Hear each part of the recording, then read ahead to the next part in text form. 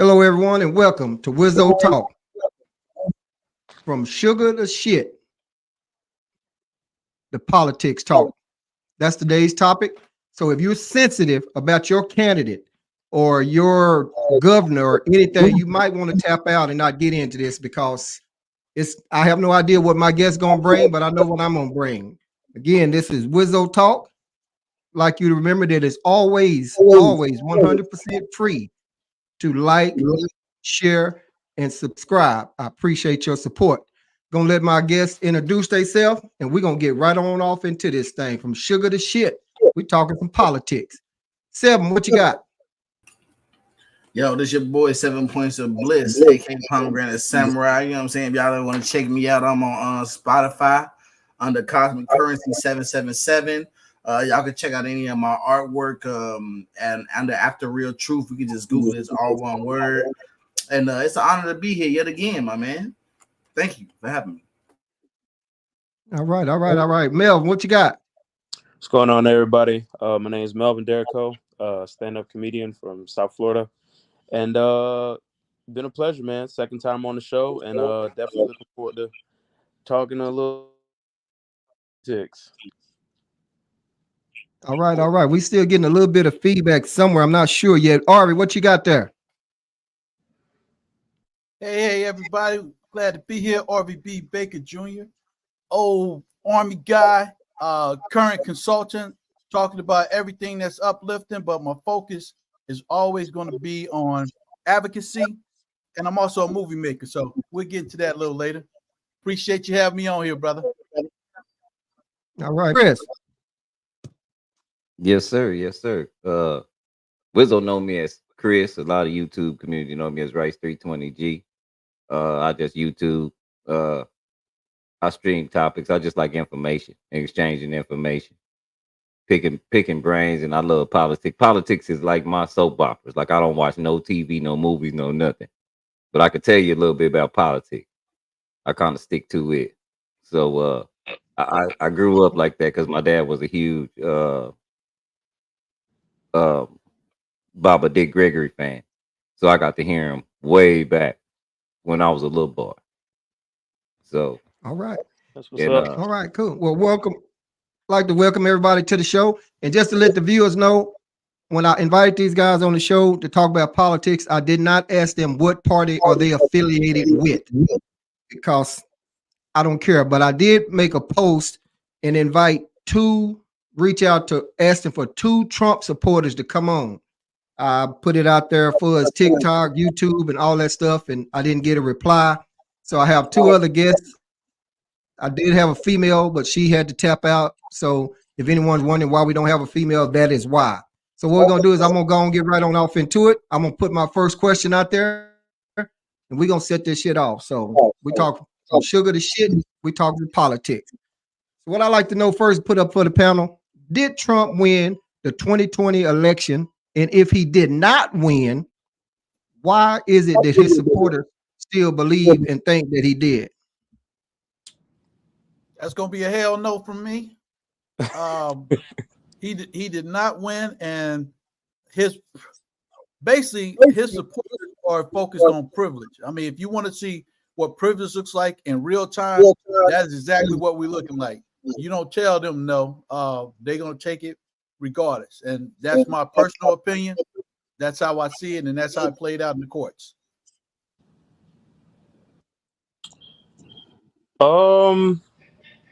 Well, to answer the question, I think he won. Now, to give context, did he win fairly? No, but he did win. But do I believe there was some foul play? Absolutely. But do I feel as if it was a fair deal kind of thing, where like if it's a fighter, or it's like one guy on steroids and the other guy isn't? Yeah, it's a situation like that for sure. But he didn't technically win. I think Okay. I think Trump honestly won, man.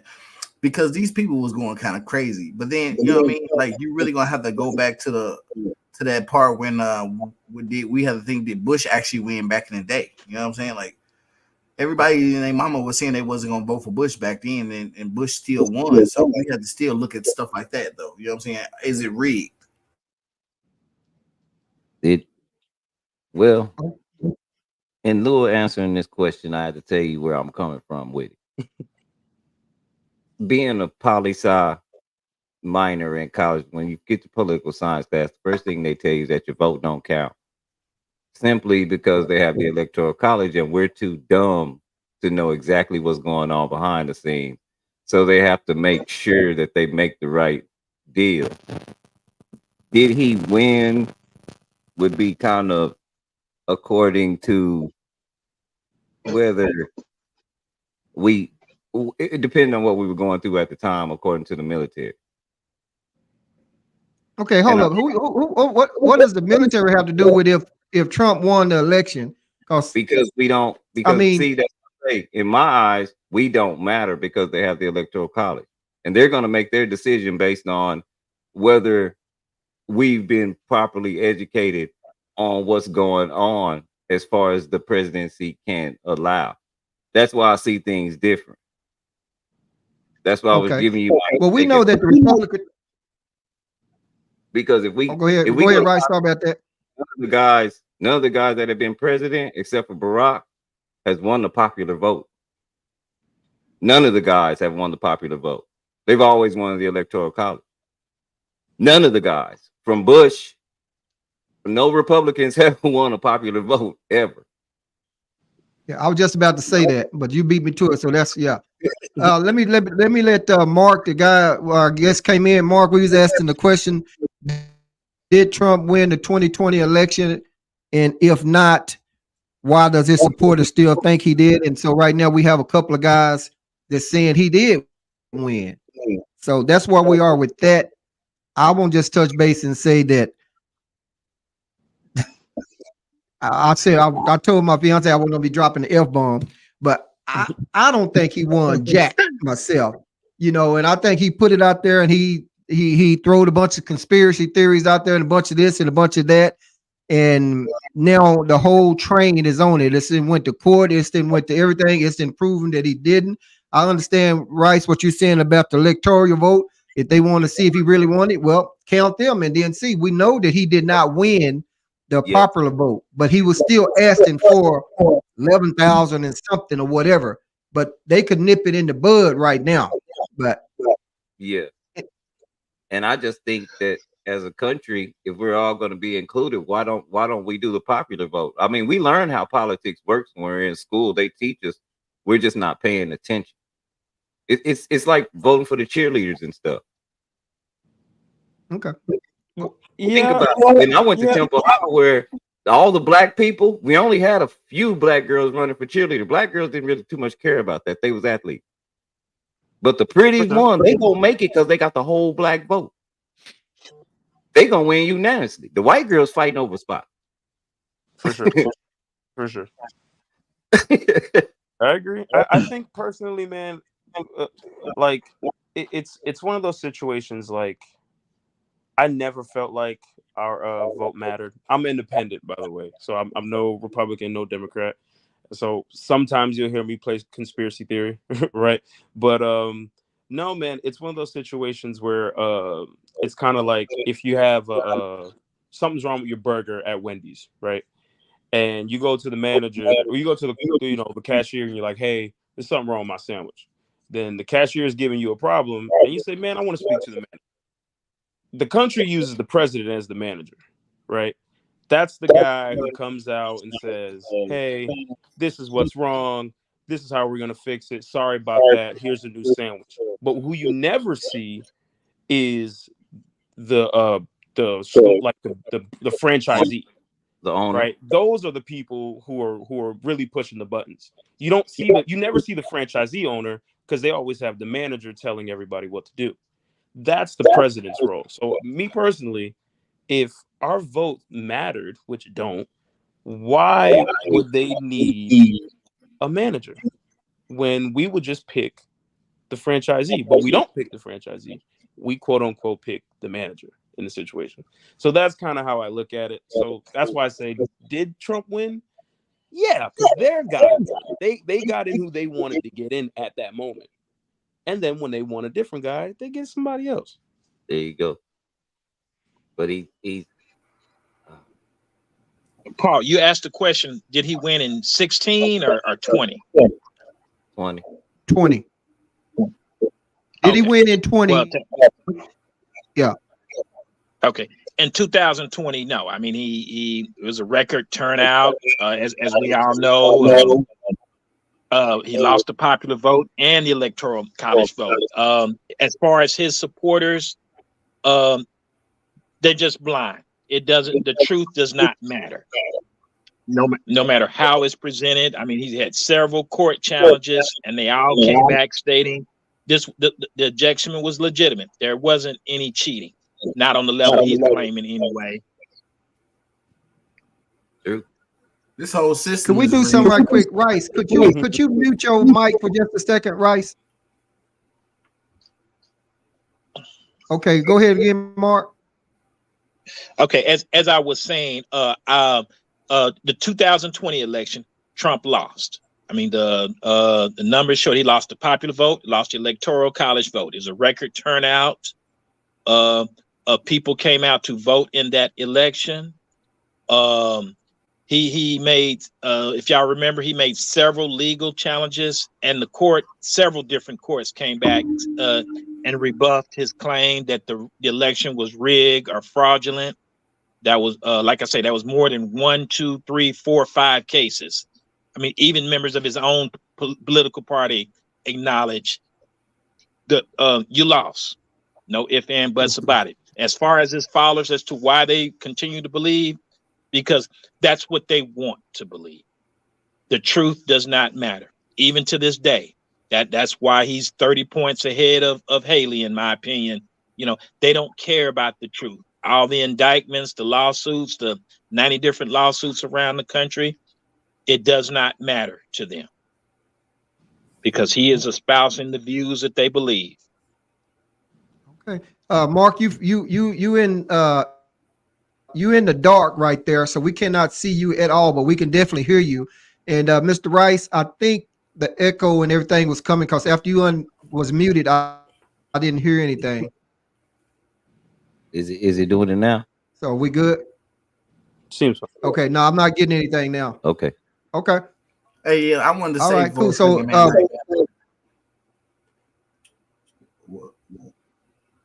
I just wanted Go to ahead, say that the whole system is really rigged, man. You know what I'm saying? Like, we don't really know about any of these counts. These people can come out and say whatever numbers they want to say for any state that they want to say it. And they can come out with these judges, and the judges can say what they're going to say and rule what they want to rule. But at the end of the day, these judges are still paid. You know what I'm saying? You know what I'm saying? You have to really think about all this, man. All this stuff is corrupt.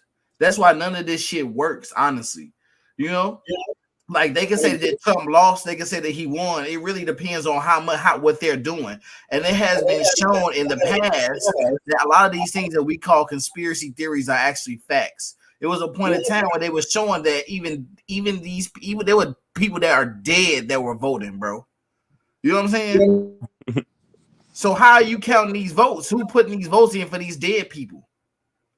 So we really need to look at all this and just realize that this whole system is fucked. It's like none of this shit is working. You know what I'm saying? Like my man Melvin said, I'm not on any side. I don't even vote. I say fuck all this shit, burn it to the ground, and give the land back to the people who it belongs to. And all these pale skins need to get the fuck out of here, man. You know what I'm saying? Because this is our shit, and we need to turn our shit back the way it was. But at the same time, none of this shit is doing any of us any type of service. You can vote for anybody, they still gonna fuck our people over. And I'm the comedian in me is not surprised by what you said just based off the aesthetic of what you have on. I'm like, oh yeah, he's definitely on that side. No, for sure, man. Look, politics. I'm a big sports guy, right? Big sports guy, also a big pro wrestling guy, believe it or not. And politics to me is like pro wrestling, right? If you got Ric Flair and you got who was a heel at the time? I don't know. Well, Ric Flair was a heel, so let's say a good guy like a Ricky Steamboat, right? And Ricky Steamboat's like, I'm gonna kick Ric Flair's ass. Ric Flair's like, I'm gonna kick your ass. And then they go out there, they have a good fight, and then they get to the back and hey, good job out there, man. Yeah, you too. Let's go get some beers. That's really what they do, man. It's them playing pro wrestling. It's like, we're gonna go out here, we're gonna stage it, and then after this, let's go get something to eat.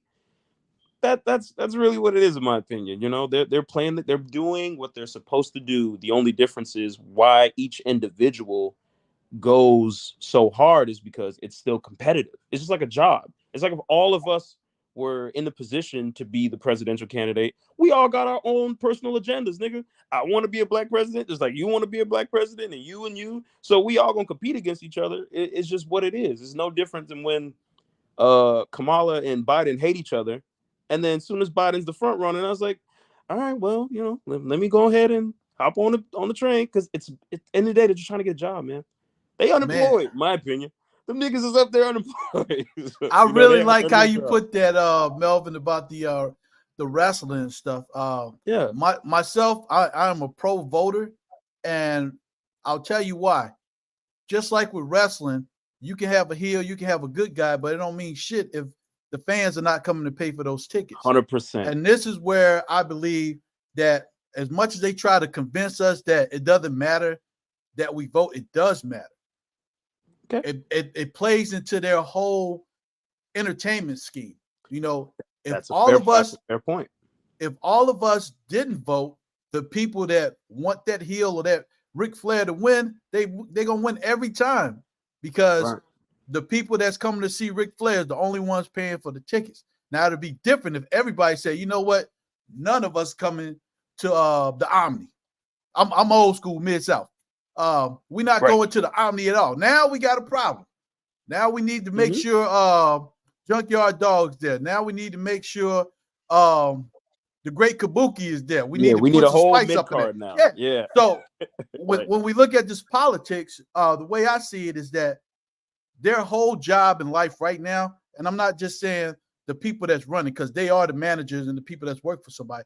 The people behind the scenes that's making stuff happen, they want us to get so upset with voting in the two-party system that we just say, you know what? Fuck it, it's yours. And once they get that, it's a wrap. That's why they go out of their way in places like Georgia, places like Mississippi, to tell people, hey, your vote don't matter, so don't come out here and vote. Because even though it's not as strong as it should be, so don't get me wrong, that electoral college is bullshit. It should have been taken out a long time ago with a couple other things. But the reason they don't want that is because if people don't vote, they're able to manipulate the system a little better, if that makes any sense to you. Divide and conquer. Exactly. The oldest game in the book.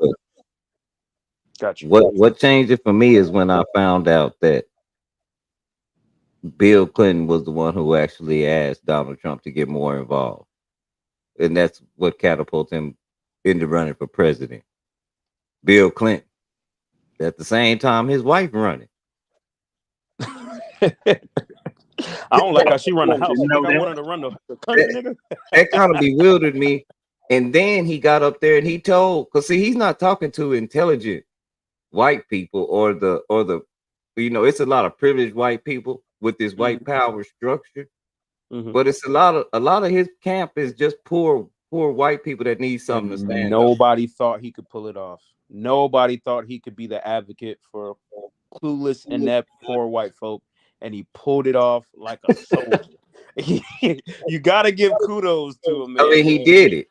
He did it. He went up there and said they're taking jobs from Americans. Listen, we want to wear Nikes. We don't want to make them, nigga. Hey, man, this is why I got to give him kudos, and I don't give Agent Orange many kudos, but this is what he did, in my opinion, to flip the whole thing.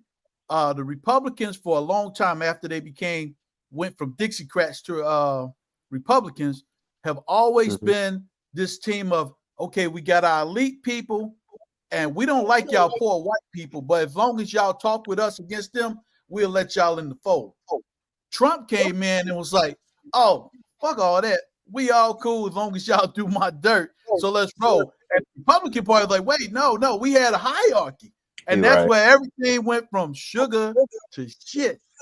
because the hierarchy is destroyed. And that's why somebody like Nikki Haley, who is pretty intelligent, even though I don't go for it, I'm an independent myself, but I look at people for what they're worth. She's got some good quality, but she'll never be able to win because Trump runs the game. There's no hierarchy. It's a game. You either in or out. And if you listen to people like Tim Scott, when they talk about Trump, they never talk about his level of success and pace. They're either all in or all out. And that's my If Nikki Haley Okay. would tell her real name, she might lose some supporters. To tell you the truth, Oh man, when I found she that ain't out, gonna I never was say like, that oh, first shit. name, man. she's not gonna Middle ever say name her Nikki. real name. They'll Yeah, jump off Nikki that What's her Haley real got a bandwagon. name? name. You I was like, what? They gotta, What's they her real gotta, they name? gotta, they gotta sell it somehow, man. let me look it What's up her real real fast. name? And I'll tell you. I can't just So really remember it because she it's has her something first funny. name sounds like exactly from the country she from. Yeah, it Okay. ain't no Nikki. It ain't no like It's typical American white Nemitra. girl shit. It's Nemitra or something. Hold up. I'm gonna pull it up. Isn't her dad from like India? Yeah. Okay, while he's looking for that, I have another question. Since we're kind of divided a little bit on Trump, did won, he did win, he didn't win. Everybody be talking to that forever. I personally don't think that motherfucker won shit, but that's just me. For the ones that do, hey, they do. But this is what I want to pose to the next question. And then, like I say, if anybody have any questions, feel free to bring them on up. Sure. So when Trump's saying make America great again, what is he saying? Is he saying, hey, let's go back to when we had them motherfuckers as slaves, and so that way the white people can do whatever they want to do? I mean, because whenever the question is asked, when was America great? That is never been answered. So I'm just asking, is that what he's saying? Rice, could you mute? Absolutely, I that think is that what he. might be you that's giving us the feedback. So go ahead. Absolutely, that's what he is saying. That's just a code word for saying let's turn back time to the 1940s, 1950s, when we were dominant, on top, control, without directly saying it. He knows what he's doing. Trump is a salesman, always has been. Right. Okay. Well, that's what I think. Anybody got any opinion on that? I'm thinking that's what he's thinking. Let's go back. Let's put their black butts back to being slaves. But yet he have a whole line of, and it's Mexicans, blacks, Indians, supporters, and all that out there. But they'll never come out and say what I just said. Mm-hmm.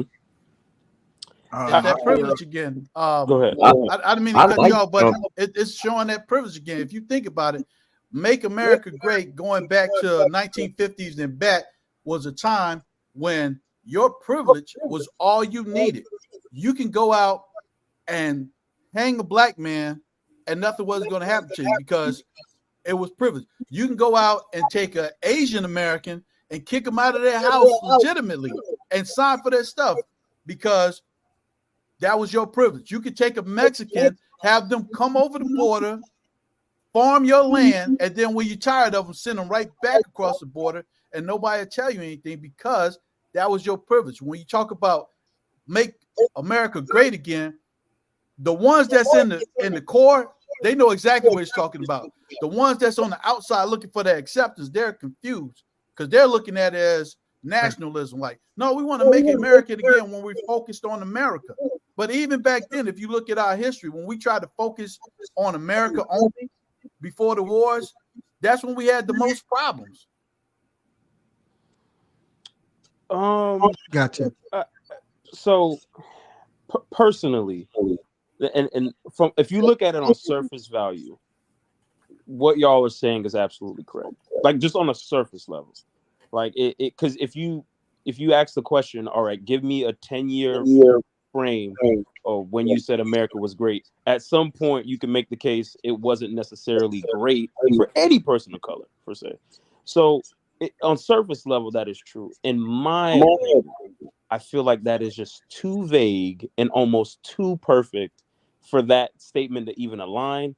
I think it's just make America great again is making Americans patriotic again, making people be proud to be an American. It is so almost accepted widely to be un-American now. You have people who leave their country, come here, do everything they do to be a citizen, and talk shit about being an American, right? So, and I think people who are patriotic right now in the country, it almost kind of aligns with being racist. Like even now when you see somebody, I'm a mailman, for example.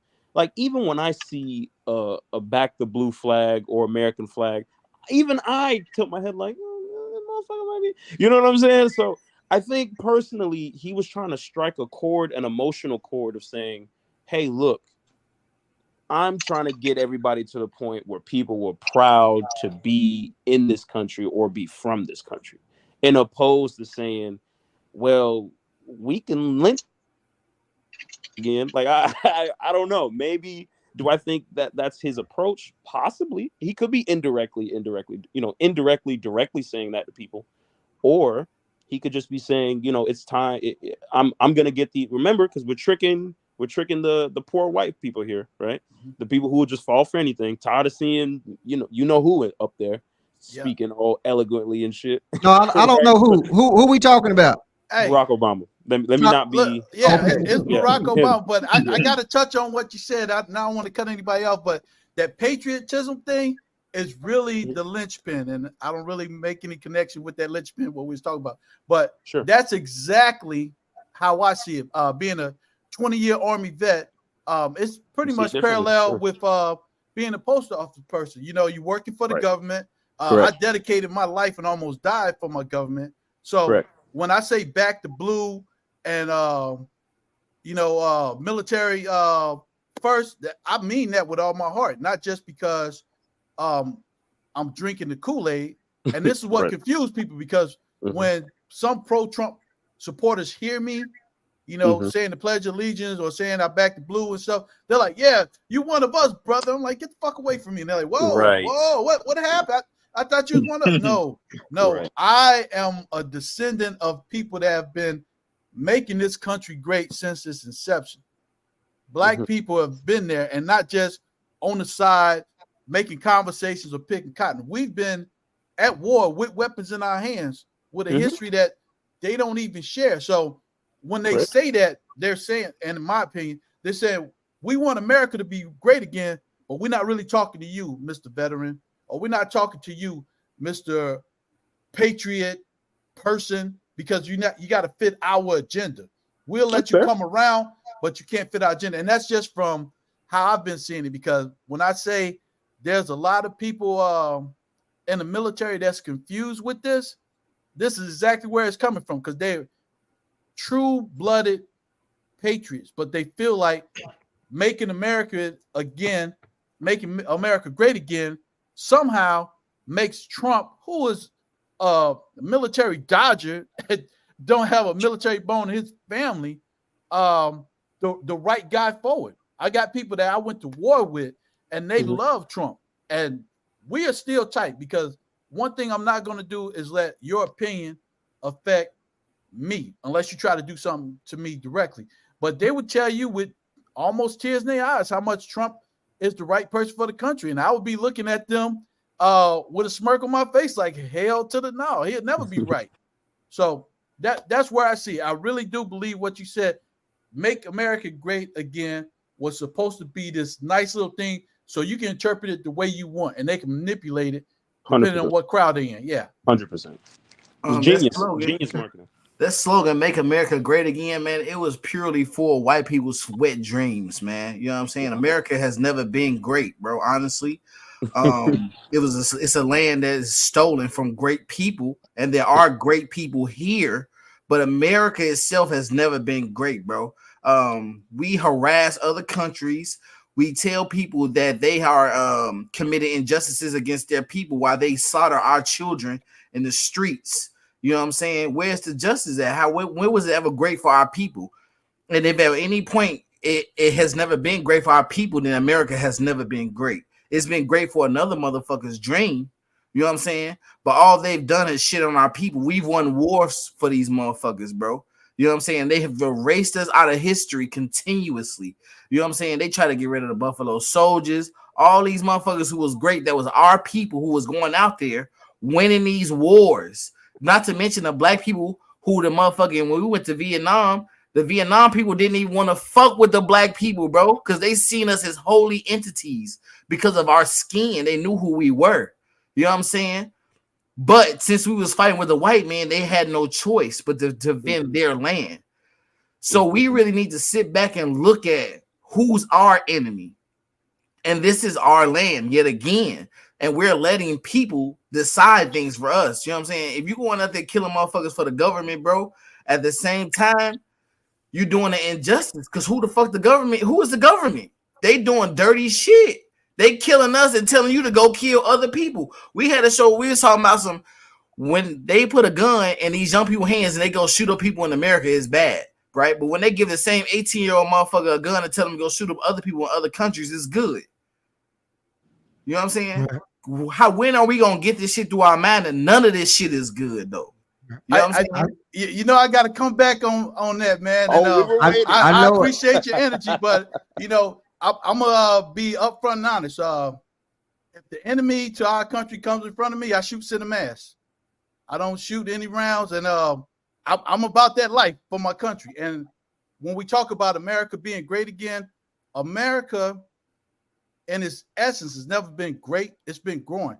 But for my experience from the south side of Chicago to right, I'm from there too, to Louisiana. So you know what I'm talking about. The deepest part of Louisiana, and then to see the rest of the world and look back to America, man, I'll put my money on everything. We better than all them damn countries. And I'm gonna tell you why. Though? Because even though we are not perfect and we got a lot of shit that we're still dealing with, they got some other countries where that don't even come up on the table to discuss. You're not going to get up and protest or have a million-man march or something like that without being killed, and it's not going to be reported on the news because they just going to black that out and kill people out.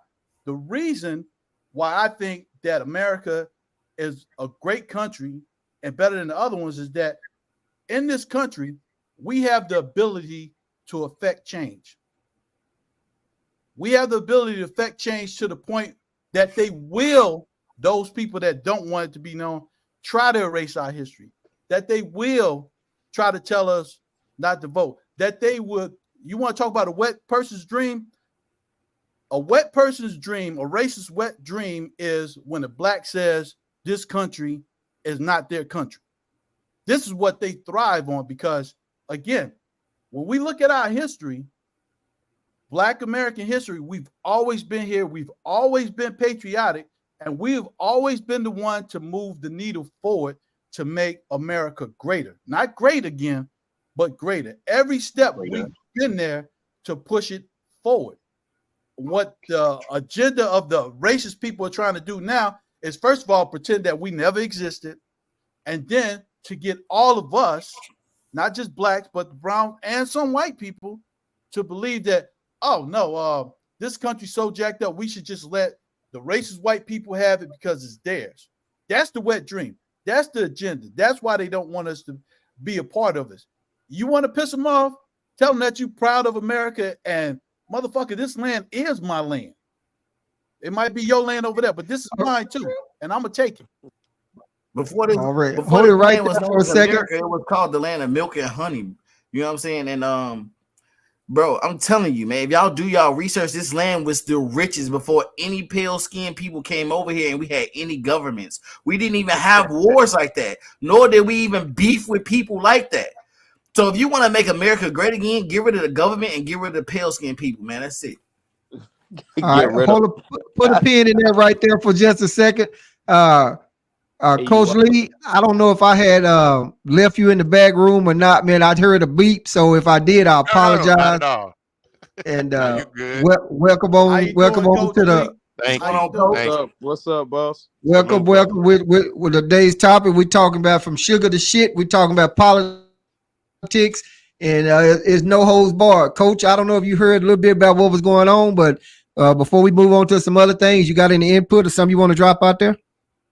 Now I'm just coming in. I'm definitely gonna get caught up to what what everybody's talking about. What I've heard thus far, this couple of minutes of it, got some strong values in here. We got some beliefs, and we got some understanding that is just as much as ours as anybody else. All right, all right. Well, I'm gonna come back at Mr. Baker up there right quick. One of my Iraq friends that I work with in Iraq. But Harvey, now we know that the politicians lie. You will never see any politicians on Wizzo Talk because I don't want them getting on here lying to the people.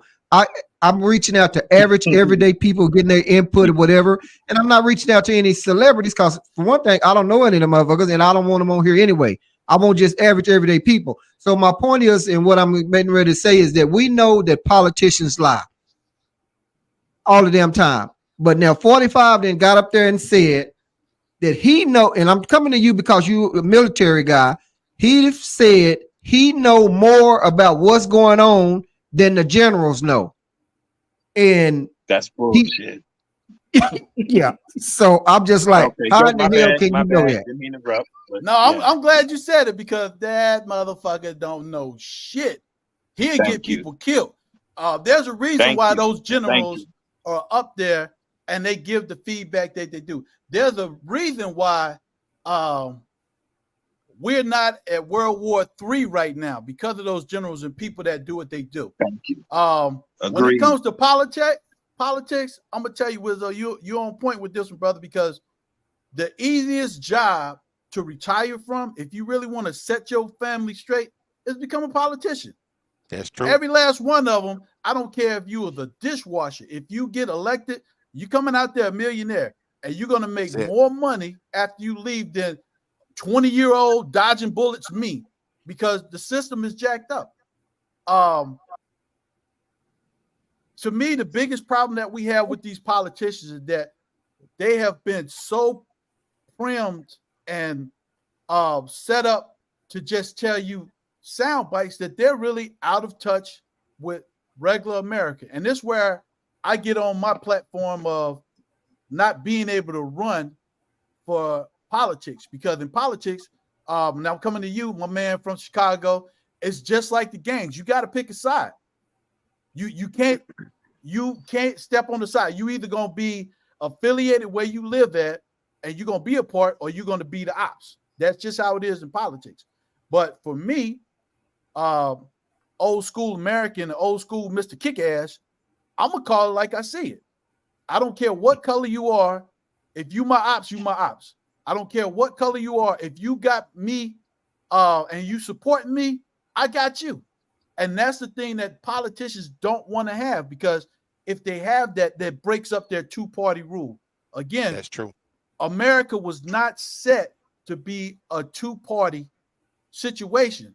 But these two jokers got behind the doors and they was like, look, these jokers will argue and fight for us. We don't have to do anything. All we got to do is tell them some things that they need to hear to keep the fight going. And when we close that door, we're going to dap it up. We're going to give ourselves a raise and forget them, to include the military. Yep. When I hear people from the military say they support Agent Orange, I'm like, dude, Agent Orange and a lot of those politicians are taking away benefits from us every day. Yeah. There's not a reason that anybody that wore the uniform should be broke or be turned down from a loan or homeless. But we have that, and I'm not going to even touch it to the VA. We have that because sound bites, thank you for your service, sounds good. But when you talk about supporting those veterans or any American that should be taken care of, that cuts into their play money. They're not going to give up their play money. They got accustomed to having that money. So they'll tell you anything they need to tell you to stay in that seat. And as soon as that vote is over and they're set, they forgot you. You can talk to them 2 years or 4 years later.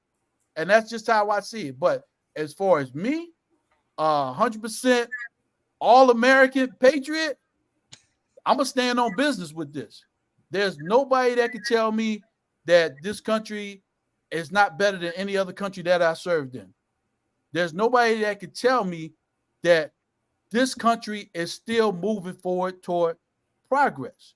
And there's nobody that can tell me that I can't be the part of that movement toward progress. And the way that we do that is a unified front. As soon as they got us separated, they win. That's the reason why when we talk about American, we got to talk about the Black American agenda, the Asian American agenda, the white American agenda, because as long as they can keep us separate, we're never going to get together. And here's a little secret from history that they keep out. Before we started doing racism in America, there was white slaves or enslaved people, and there was black enslaved people.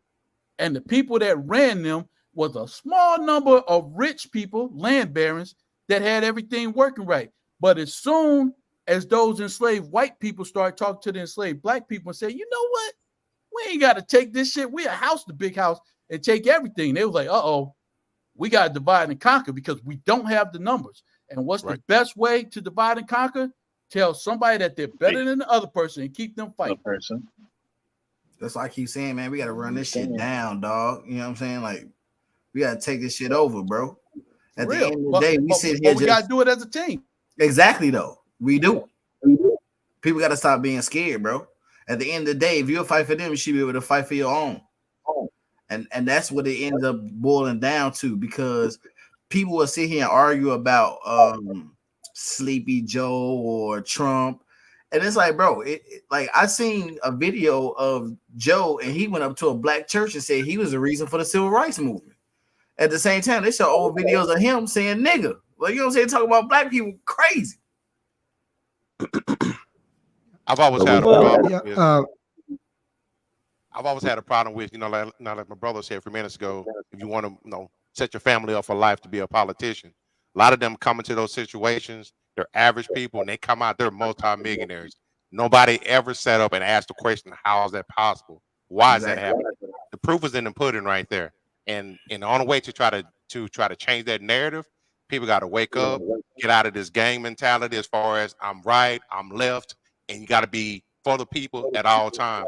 These people that doing, they work for us, and we don't hold them accountable. That's where the issue lies at right there. That's the part. Go ahead, Rice. That's the part of the game we really need to discuss. Who do they work for? Because it's a corporate duopoly. They don't work for us. Mm-hmm. They work for the corporation. Yep. That's why the electoral college ain't gonna vote the way you want them to, or by the popular vote, because it's gonna do what's best for the corporation. And that's weird that they do that too, though, because it's just like management at a job. Management at your job, they don't realize that they work for the people. They don't work for the corporation. You know what I'm saying? You're the voice for the people to help the people deal with the corporation. But instead, if you don't work with management how they want you to, they just fire you. And it's the same way with the government. Same exact way. They act like they don't work for you. It's the same exact way with the police. They're supposed to be there to serve and protect, but they out there just killing people. They're not serving or protected. They got people feeling like they're more scared than anything. Right. Okay, I'm gonna say on this touch base on Rice. I think you are, whenever you're muted, I don't hear the echo. So I think it might be you giving us the feedback. But I'm gonna just say this, since my viewer here then posted term limits. I'm a strong believer in the term limits because we got a bunch of them old motherfuckers up there running it, and they need to be out of there. I just want to also touch on RVR. I know you military guy, and you've also said how military guys that you work side by side with support 45. I don't understand how he just fucking disrespected John McCain up there, a war veteran. So whenever you go against him, like Mad Dog Mattis, he was pumping Mad Dog up. Soon as the fuck Mad Dog went against him, Mad Dog ain't shit. So soon as you turn your back on that motherfucker, no show law to him, then he's against you or whatever. Then and like I said, we know that these guys lie. And like Seven was talking about Biden. Well, I've always said Biden remind me of some of you old school guys might know it. That motherfucker look like he playing the game of Mother May I. Joe, go back 5 steps. You didn't say Mother May I. You can't be walking forward. And then you got 45. He's all over the place. His vocabulary is probably like a 3-year-old. he has no idea what he's talking about. But then people say, well, he's a good businessman. Bullshit. The motherfucker then went bankrupt I don't know how many times on everything. And then they said, well, he's not a politician. So when somebody say that to me, I say, well, you know what? Since you got to go to the doctor, don't go see a doctor. Go see a damn plumber then. So you got to have some type of something. And he has no type of nothing. You go and here he is and talk about the border wall. He's talking about this. He's talking about that. Has no idea what's really going on with anything. But he's the president, or was at that time, and don't know shit, in my opinion. And I'm gonna yield my next few minutes to whoever else might got something to say. No, Paul, I want to I say think he something knows on a your lot comment more than about we he do. doesn't know And I think anything. that the media tells Okay, and you you're what's right. going Hold on. up just a But he second. is a Hold up a second. We got two people talking. So, Mark, go okay. ahead. hey, Mark. Rice, hold on just Okay, for a second. okay. Just real quick. He doesn't know anything, but what he knows, he's a salesman. Okay, you don't necessarily have to be a subject matter expert to be a salesman. That whole MAGA, that theme, he knows what sells. That's all he ever Yeah. has been, and that's all he ever will be. And he just parlayed that into, because I don't really think he expected to win initially when he ran for president. He came up on a theme, hey, this is working. Let me run with it. And he's been running with it ever since. Yeah. All right. Rice, what you was going to say, Rice? I think he knows a lot more than we give him credit for. Because I mean, Epstein was doing what he was doing and got indicted under Barack Obama, but Barack didn't go get him.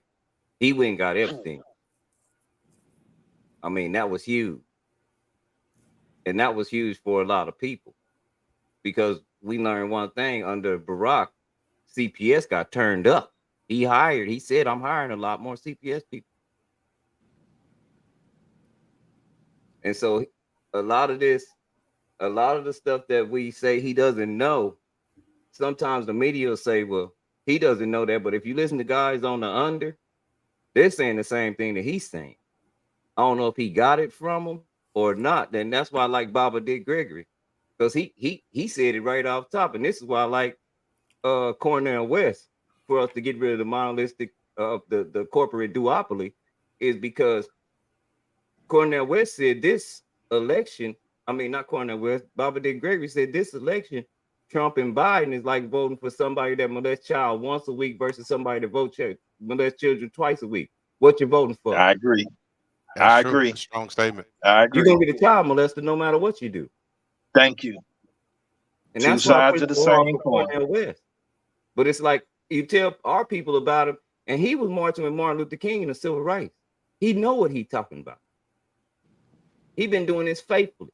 He done been teaching these people at their own colleges about how to treat people. And one thing he'll tell you is they refuse to learn or listen. Because, like you said, if I can get somebody to think that they better than a person just because of the way they look, and the system is working for them, it's going to be hard to tell that the system ain't really working for you. And if this all crash, you going to be way worse off than me. I know they don't like me. You know they don't like you. All right. Yeah. Come on with it, somebody. To answer the question, do politicians lie? Is like asking, is the sky blue? Look, man, there's four people who have the same formula in their professions. It's preachers, politicians, pimps, and strippers. Okay, you can lie, and you don't have to be accountable for it. I don't know if any of you guys are fight fans here, but Trump and Biden going back at it is like a fight rematch.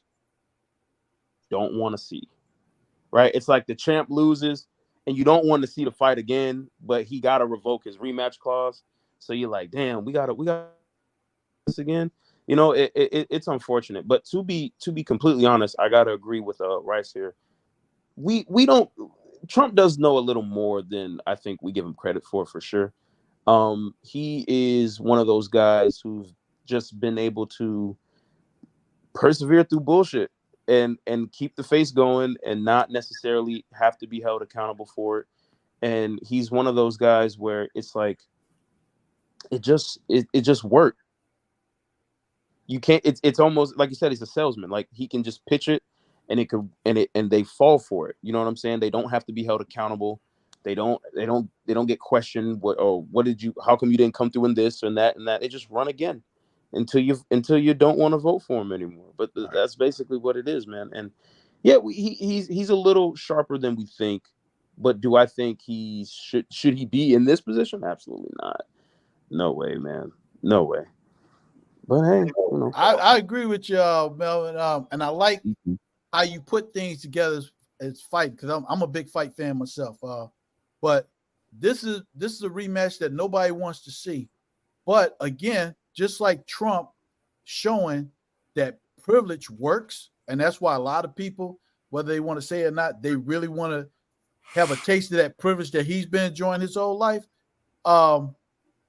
This old fight is proven that nobody is really here for the country or even the party. It's about the individual ego. As much as people are trying to make Biden the guy, he's outdated, man. And if he really cared for the country, he would say, I need my party to put somebody else in to be strong. But he'll never say that because it's all about ego. Of course. With Trump, his whole thing about running really is to be out of jail. He don't give a damn about running. He wants to get up in there so he can have that immunity that, okay, you might be able to go after me, but now I'm the president, so you can't do anything. And while I'm in here, I'm gonna be setting up funds and people to make sure I'm taken care of once I got out of there. When I look at these two old white men saying that they want to do the best for the country, what I see is two people that are proven to the United States of America that they don't give a damn about America. They don't give a damn about their parties. Only thing they care about is their legacy and their connection, and they're willing to go up to the age of 100 if they live that long to stay up there before they let anybody else go before them. That's what I see. Cared about the country. Trump, he really tripped me out when he talked to white people, because he talked to white people the same way Biden talked to black people. Biden said, if you don't vote for me, you're not black. Trump said, these people so stupid, I could stand right here and kill somebody right in front of them, and they'll believe what I say. Well, what it is they feel like they don't need to hide it anymore. They feel like they can be wide open and say, look, I can say 2 + 2 is 5, and niggas just gonna say it's 5. You know what I'm saying? That there's no contest anymore, right? Now this might be a little off rip, but I think I don't necessarily believe Trump is actually I wouldn't say, I don't know how guilty he is, right? Nobody really knows. It's all assumption unless we were It's the in people there involved. somewhere. Yeah, there's a little foul play for sure. I said that early in the show. I do believe there's some foul play there for sure. And he was known. He's been active for being greedy when it comes to business. So we can all assume he has some greed in him for sure. But I think personally, man, he pissed one of those people off. And we all know we're in the whole cancel culture era where, like, you mess up, now everything gets brought up. And I think he pissed one of those guys off, man. I feel like when we were talking about the corporation earlier, in my opinion, the banks run the country. The banks push the buttons. They've always pushed the buttons. 19 under Woodrow Wilson, they do the Federal Reserve Act. Come to find out, the Federal Reserve's not even federal. Just a whole bunch of rich white folks who own banks. And then 20 years later, boom, Great Depression. Then 3 years after that, they use us as Social Security. They make up Social Security to use us as collateral to pay back a loan that they know they can never pay back, right? So ever since then, the presidents have always been the do boys, as we say in the hood, the do boys for the bankers. And I feel like at this point, Trump had to piss off one of those people to the point where they want to put him in jail, because if he does what they say, they don't need to put him in jail. They would just keep him protected, like they keep them all protected if they mess up. You know, it's no different than if Dak Prescott gets a DUI and Jerry Jones covers it up. right? Owners do it for their athletes all the time. So I think Trump made a boo-boo, and he's definitely gonna pay for it if he don't damn election. All He right, made a all right. couple Well, of boo-boos. yeah, I okay. just got to add that on there, Wizzo. He made a couple of boo-boos, and you exactly right. His biggest problem is his mouth. If he wouldn't have said half the stuff that he said, he would have been reelected. 100%. He'd have been reelected. But that's what people like about him, because and to Mr. Wizzo's point when he said, well, he's not a politician, and then use the doctor analogy, right? Well, the thing is, common people are imperfect. Everybody lies. Right. Everybody uses slang. Everybody curses when they're not supposed to sometimes. Human people are prone to mistakes. That's just what we are.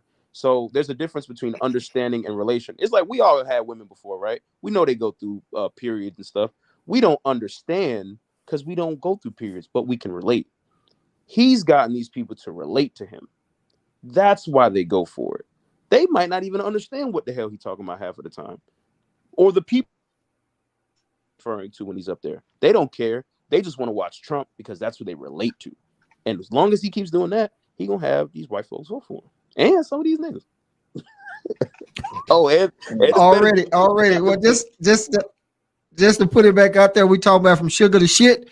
We got a little politic talk going on. And it's not just to the president or Trump or Biden or one of them guys. If you guys want to bring up something, I have in my notes to bring up something about Greg Abbott funky ass, but I just hadn't got to it yet. So just putting it out there. But Talking just to about touch Hot base- Wheels. yeah. Can I say something on Wizzo and show you how politics work? Go ahead. I got some information not too long ago. I was listening to Lyndon Baines Johnson. He took over after they killed Kennedy. Our last real president. There was two things that stuck out with me that he said. He said this about black people, niggas. He said niggas. He said if I can get niggas to vote Democrat for 2 generations, I can get them to vote for 200 years. Yes. Yep. Then he turned around and said, if I can get poor white people to think that they're better or have somebody to stand on or think that they're better than black people, they'll empty their pockets to me. They'll give their pockets. Yep. Yep. So we see this is a plan. Like talking about We got to get rid of the corporate duopoly. We have to abandon ship. I mean, I don't know if this is fact or fiction. I'm still researching it. But from what I understand, because of the way the structure of the legal system versus the lawful system is set up on this land, we're in a maritime law, and our Constitution is actually it's not working right now. We're not up under the Constitution. It's suspended. So that's why guys, they're going the way that they're going. We've got to get rid of these whole people like they're doing in Niger, like they're doing in Gabon over in Africa. They kicked the French out, and the black dude that was operating with the United States and the French, he's on house arrest. He don't know where his wife or his son is, and they won't go get him. Like, he's on house arrest. If he leave his house, they're gonna kill him. Right. We got to be green. 7, I think 7 getting ready to exit on the 7. Did you have something you want to throw out before you have to get out? Oh no, I like what my man just said, man. That's what we need to be doing here, though, man. You know what I'm saying? Just exile these people, man, and put them in their place. Pretty much, the whole world is uprising against their governments and stuff like that. We really need to be paying attention to what's going on, man. That's pretty much about it. Right. Comment. Okay. All right. Paul. I've heard people mention corporate duopoly. Mention what Lyndon Baines Johnson. We know about the Republicans. I mean, whether you pick the R, the D, it seems like we messed over. What I like to hear some solutions. Okay, I got some. I got Go ahead. some. Term limits. Right. I mean, we don't have to go to war and stuff, but one of the things that I've been adamant about since I first voted back in 1988 is these term limits. We got it on the highest position in the land, the president, but why don't we have it for our members of Congress and stuff. Part of the biggest problem is that we can never get rid of the trash because it's allowed to stay there and fester. There should be nobody that is in office for 20 or 30 years, man. They got so you vote them out.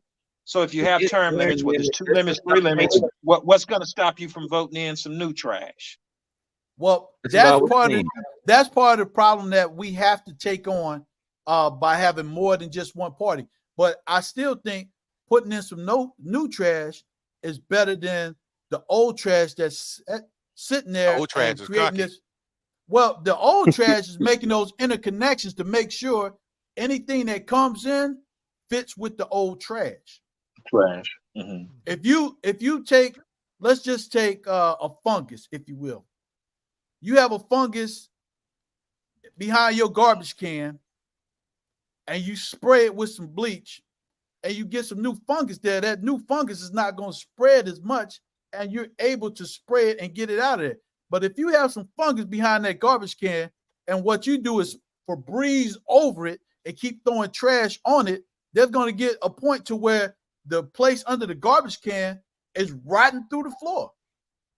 And right now, our politics, as I see it, is rotting through the floor. Anybody that comes in to politics right now today, fresh face, new ideas, are going to make a change for America, gets behind that closed door after the election, they tell them, you only got one term to fuck up. You either going to roll with us or we're going to get you up out of here one way or another. That part. Choose. That part.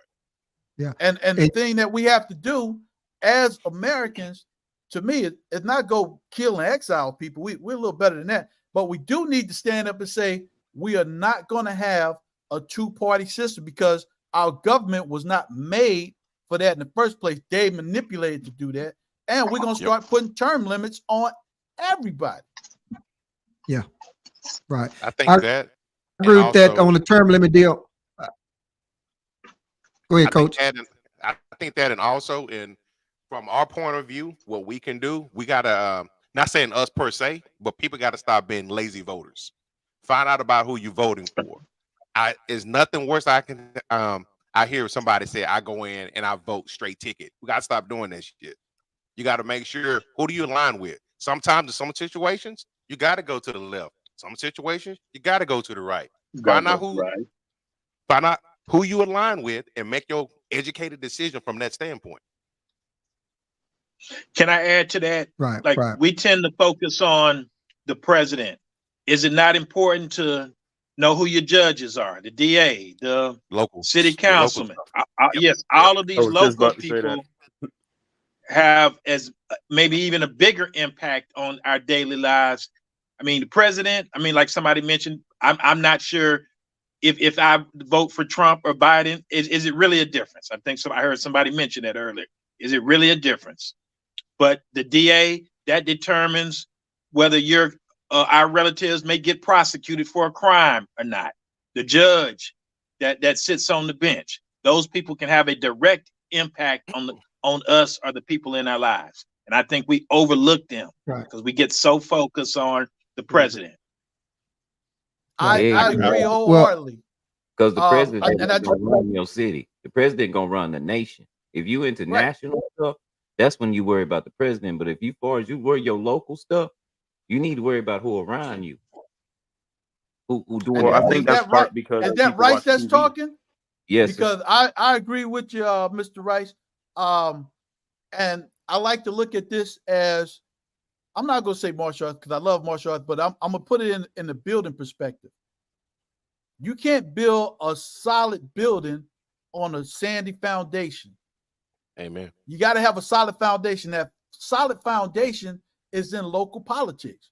We look at the president, we're talking about some international actions that's going on up there. It is almost impossible to touch that. But that DA right there where you at, that councilman, you can do more than touch it. You can actually get out there and run. Or put somebody in position and back them to run because you know them inherently. And just like Coach Lee was saying, make an informed decision to vote. We can't take it for granted that the news and social media is going to give us the information we need. We got to do that research. When they have these town halls, you got to get out there and ask them those questions and have them answer to your face the questions that you need to know about your community. And if we start from there, I believe that not only can we affect change all the way up to the presidency, we can also affect how they're running us with the term limits. I think the problem is it's not culture, right? I'm 26 years old, and being voter savvy isn't the norm for young black people, myself, right? Being knowledgeable about, let's be honest, niggas ain't even going to their kids' PTA meeting, let alone watching, you know what I'm saying, let alone watching C-SPAN, right? So it's like, to be honest, it's not our culture, it's not our markup, it's not what we make important, it's not what we promote as cool, right? So once we make knowing your city councilman, your DA, your judges, sheriffs, once we make that cool, your governor, your state governor, knowing these people, knowing their policies, knowing what they stand for, are they accountable, do they back up their, you know, their county or their cities, do they back that up? Once we make that cool, once we prioritize that, then it will be a change. But unfortunately, what most people, even if they want to get into politics or want to be more informed, it's Fox News, CNN, MSNBC. It's not C-SPAN. It's not going to town hall meetings. It's not, if you go on your social media right now and start scrolling, it ain't nobody saying, I'm going to the town meeting, y'all, who all coming? Niggas not doing that. Right. Niggas not doing that. You know, right. it's okay to be optimistic, but we got to be realistic. You said a mouthful right there, man. And I gotta say that there's no truest statement that you said right there is about us getting involved and going against what the norm is. Because you're right, there's people rarely showing up to the PTA meeting. But no, people going, but they ain't black. Yeah, well, our people are not going to it. I go to it, but I'm gonna tell you something else. I also do. I don't check C-SPAN and beat my daughter over the head, but I'll put CNN on, and they mention something, and I'll ask her, "What do you know about that?" And we'll have a conversation about it when I take her to school. When something pops up on the news about the law enforcement, because I'm near Minneapolis, Minnesota, so you know we got some stuff popping off since George Floyd and before. But this little 11-year-old knows more than a lot of adults because she's not just on social media. Her dad's in her face telling her that boring stuff to the point where she's like, I didn't know that was connected. And you're right. We do have to have those conversations, but I really think, I won't say the challenge, but the goal is to try to get a rally of people to say, no, we're going to go to this community meeting. We're going to go to this open forum and we're going to have some questions for this lady or this man that's supposed to be supporting us. It's the age gap though, right? Like my dad is late 40s, right? He wasn't into politics until he got a little older, right? Mm-hmm. So the thing is, it's not only making it culture, but like you said, from what you're doing with your daughter, which is great. You know, you got to crawl before you walk, right? Baby steps. We have to make it the norm in the household. Right, like I seen a short video with Amanda Seals, right, and she was going around like the random black people asking, "Hey, what are all the members of Destiny Child, or what's the 3 members of the Migos?" And black folks was getting them out the blue, and then she goes, "How many governors in the United States?" They couldn't answer because we know culture, but we don't know the country. We don't, you know what I mean? Like they don't know it's the answer is 100 because it's 2 per state, right? We don't know that because it's not culture, but we'll know Destiny's Child and you freaking 18, you weren't even alive when they last album. You get what I'm saying? It's culture. We have to make politics culture, and even it's not even just who you vote for. It's just the knowledge of it. We got to change the narrative of that. You say you 26, right?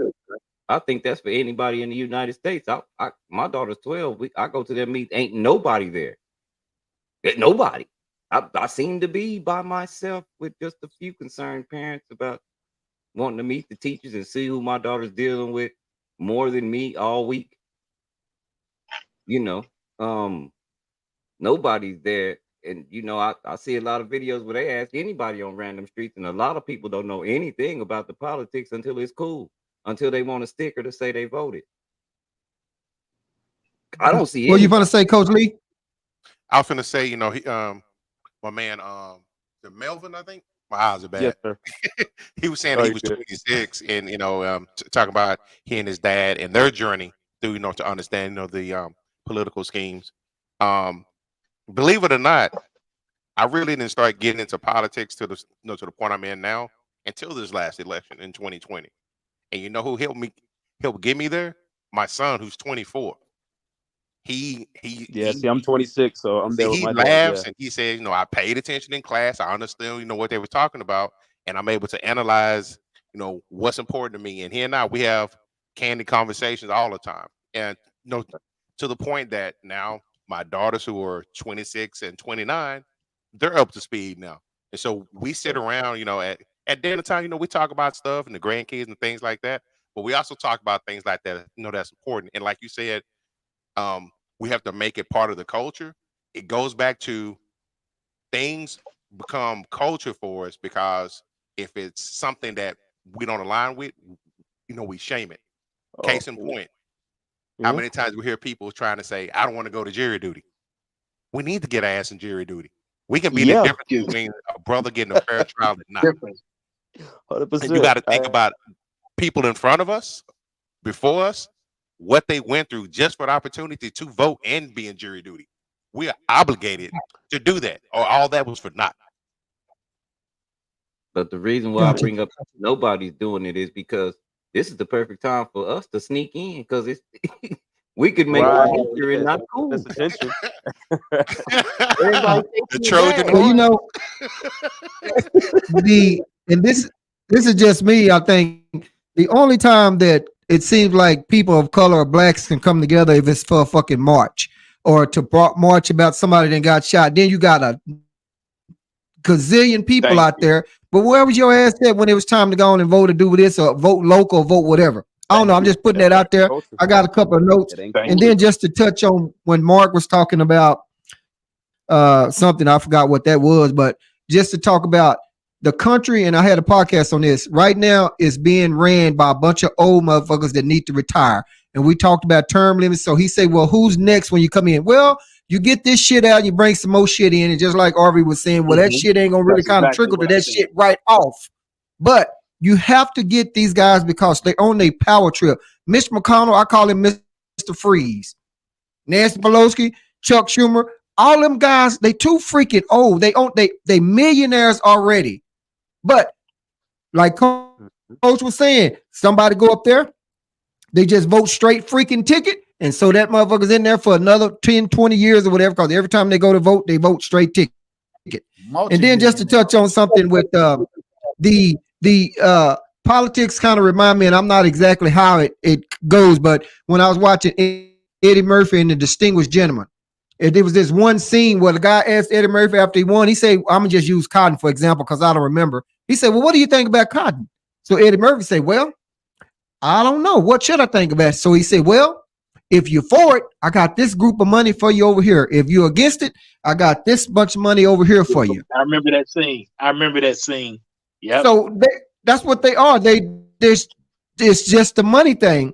And then my last point, then I open up the floor and y'all yield my 10 minutes. I got that off that lady Jasmine, whatever. I yield my 10 minutes after whatever. Let me finish this though. So a while back, I had a podcast and I asked this guy, I know he was a diehard Republican, Trump supporter, suck his dick from the back, from the side, everything. So I asked him, what is the Republican Party doing for the middle class? I got no answer out of that.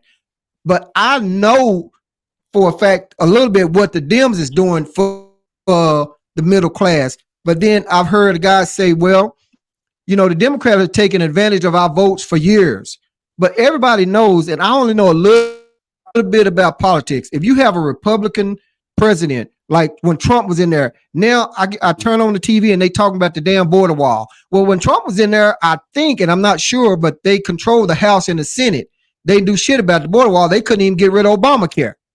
So now it's all about this border wall or whatever. But just to go on and get my last few things in. So you have the Republicans, everything that they're saying, I haven't seen, and you guys can kind of let me know because I don't follow it that much. Haven't seen anything that they're really talking about doing for the middle class.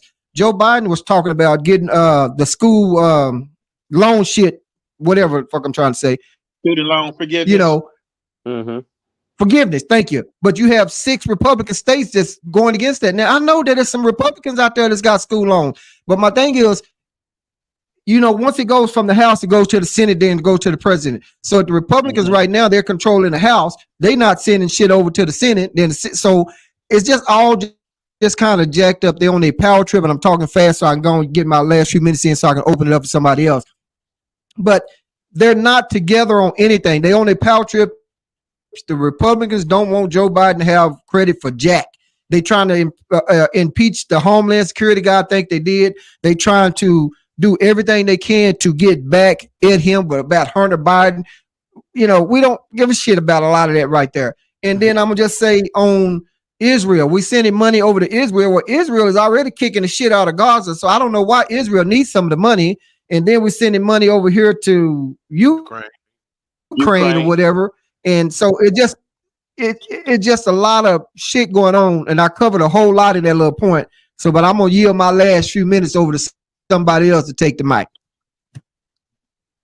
There's no middle class anymore. That's why there's nobody can really say much about the middle class, because you can claim you're the middle class like myself, but let you miss 1 or 2 goddamn checks, your ass po, you broke. So to me, you're rich or you're poor. There's no in between anymore. There's no middle. We can use the whole inflation reasoning or whatever, but at this point you can't even generalize a plan if that group is diminishing. Right? They're either going up or they're going down, but they're not really staying alive. So it's hard to devise a plan for the middle class. I think the middle class is standing pretty still. I think they go unnoticed, and I think they live well below their means. Like, the middle class people probably live in a small house, and the husband works and the wife is a stay-at-home wife, even though they're not like living in mansions and nothing. She's probably got the same agenda as a woman that lives in a mansion, except for she ain't got all the cleaning ladies and stuff like that. She do it herself. She's very conservative because they're gonna have they understand the importance of having their money and investing their money. That's another part of the game that we're not playing, and that's why it's hard to get deep into politics too, is because we don't really have a stronghold on anything that matters, such as commerce. We don't in my town. We do have now a black student council lady, but the Mexicans also got a chamber of commerce. We don't have a black chamber of commerce. How come we just can't have a Temple chamber of commerce? What happened? Why do they got a chamber of commerce? You understand what those words mean? It's how you move stuff around. Commerce. We don't have. You can't hardly get. You can't hardly get. Oh, sorry about that. Yeah, you can't.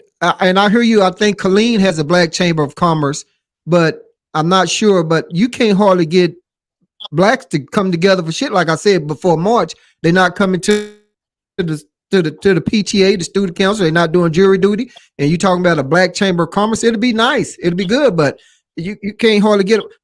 I can't. I go to, when I was doing the Masonic stuff, you can't halfway get enough of them in there to open up a Masonic meeting. So I would love to see that day, but I don't think we're there. I don't think we're into it. I don't know, but let me touch on 1 or 2 other things before I forget, because y'all, I'll be forgetting stuff right off. So and this was kind of funny, but so I watched Trump get a speech, right?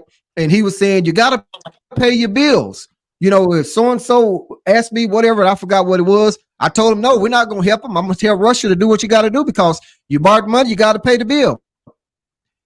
I think this mother sucker didn't file bankruptcy, what, about 20 times? I mean, you're not paying your bills or more. So, that just, they so all a lot of people file for completely through. because when you start losing in business, that's what you do. You keep the cash, you hide the cash, you file for bankruptcy, you don't pay anything back. That's why they changed the tax code and started making people pay something back on the bankruptcy now, because the filings was, okay, my business was booming, I was making $1 million a year, now I ain't making nothing. So what am I gonna do? I filed for bankruptcy. I changed the name, I filed for bankruptcy. Now I don't know nobody nothing. And Trump said it. He said that the system is rigged. And they said, well, how do you know? He said, because I use it. Admitting to being a crook. He used it in a lot of politics. That's why people like him. But I want to touch on that part where we were talking about the middle class. The middle class, in my opinion, is really shrinking, and we really have a case of the rich, the people that's trying not to be poor, and the people that are actually poor. And the benefit to those in politics is that everything is about money. If you look at politics, every year they say more money has been spent this year on the presidential election than ever, and it keeps going up. Well, they're getting that money from somebody, and it's those affluent rich people. When it comes to the middle class, and I include the military in the middle class because I was legit poor until I became a soldier and a retiree, where I'm the middle class trying to stay from being poor again. That packet is shrinking, and you can tell because the numbers of the people joining the military is nowhere close to where it used to be, to the point where they're in danger of missing numbers every year. Now, why do I bring this up? I bring it up because when I've been looking at this whole us versus them and politics stuff, the one thing that stays at the forefront of my mind is that as long as we have this argument in silos being separate, they're always going to be able to win. And when we were talking about like the commerce, a black commerce, white, Mexican commerce, if we would actually have a one group connection, those wealthy politicians would be in trouble. They count on us staying separate, because as long as you can separate, you can cause those two or those three to argue, and they never focus on the big problem, which is the politicians that are wealthy. And until we do that, I think we're always going to have that problem. So my suggestion, because I don't want to just come up here and say, hey, this is the problem, and I see the problem. I want to offer a solution. My solution is, let's start talking to those other poor or middle-class people to talk about where we have something in common, because that intersection is going to be the thing that brings us forward. The last time I was in Chicago, one of the coolest things that I saw that I couldn't believe was that there were white people coming to the south side of Chicago. Now, I'm a Chicagoan from the 70s. The only white people we saw over there was a couple of cops that came over there, and then some people that were from Iran that we've mistaken for being white. Now they're coming over there, and they're not coming over there just to appropriate cheap land. They're actually coming over there with a plan and agenda to uplift a group. And we don't ever hear about them. And this is where I know it's good, because anything that's doing well, they keep it out of the news. Anything that's going to be uplifting, they try to keep that shit out of the news, because if the shit catches on like wildfire, they're going to be a problem. Just like the poor people's, what do you call that? Not the poor people's parade, but poor the thing that, the poor people's party. Yeah, the poor people's party. The poor people's party was really on something big until 68. And the poor people's party is still together, but I've been watching what they're doing. And one of the things I think they could do a little better is not to make it one dimensional, because there's a lot of poor people in America. There's a lot of towns out there that are just, man, you want to talk about poverty, go up to Kentucky and Virginia and take some of them side roads. You'll see some stuff you wouldn't believe. Hell, go to Detroit and go 2 miles outside of downtown Detroit. You wouldn't believe that you're still in the United States. These are the people that need to be Louisiana. educated and brought. Oh man, you talk about Louisiana. You know what Thibodaux is? I've been there. Yeah, I grew up in Thibodaux. That's And crazy. Yeah, I moved furniture out there. It's rough. The poverty. I thought I knew poverty in Chicago. When I went to Louisiana, the poverty that's down there is not even making the books because they don't care no more. There's people that stand out in the swamps and the bayous and stuff that are disconnected from the world. And when I say disconnected, they ain't got no cell phone, they ain't got no cable. It might be better off out there. They're doing good, but people are taking advantage of that. You know what I'm saying? For sure. They're taking advantage because there's a small pocket of people that's making a killing in Louisiana. But the rest of the Louisianans are struggling, man, to the point where their water's getting poisoned on the daily from the Mississippi. The Mississippi actually backed up and brought salt water into the marshes. They don't talk about it. Why? Because that's where the poor people live at in Lafourche Parish and Terrebonne Parish and Assumption Parish. But if we want to see change, we got to get those people educated and brought together to make a change, because as long as we don't and we keep it separate, the rich people will keep on saying, well, we're sorry for your loss, but we need to give a couple more billions overseas and we need to give a couple more billions to ourselves. Don't forget to vote. Yeah. That was wow. Coach, I think you was about to say something, but I was just going to add those states, Louisiana and Kentucky. I think Mitch McConnell's over Kentucky, and he's a millionaire. And I can't think of who's over Louisiana, and I bet he or she is a millionaire. But they're not doing anything for it, but they're millionaires. But I'm going to leave that right there. Put it. Coach, were you about to say something? I did. I forgot I was going to say.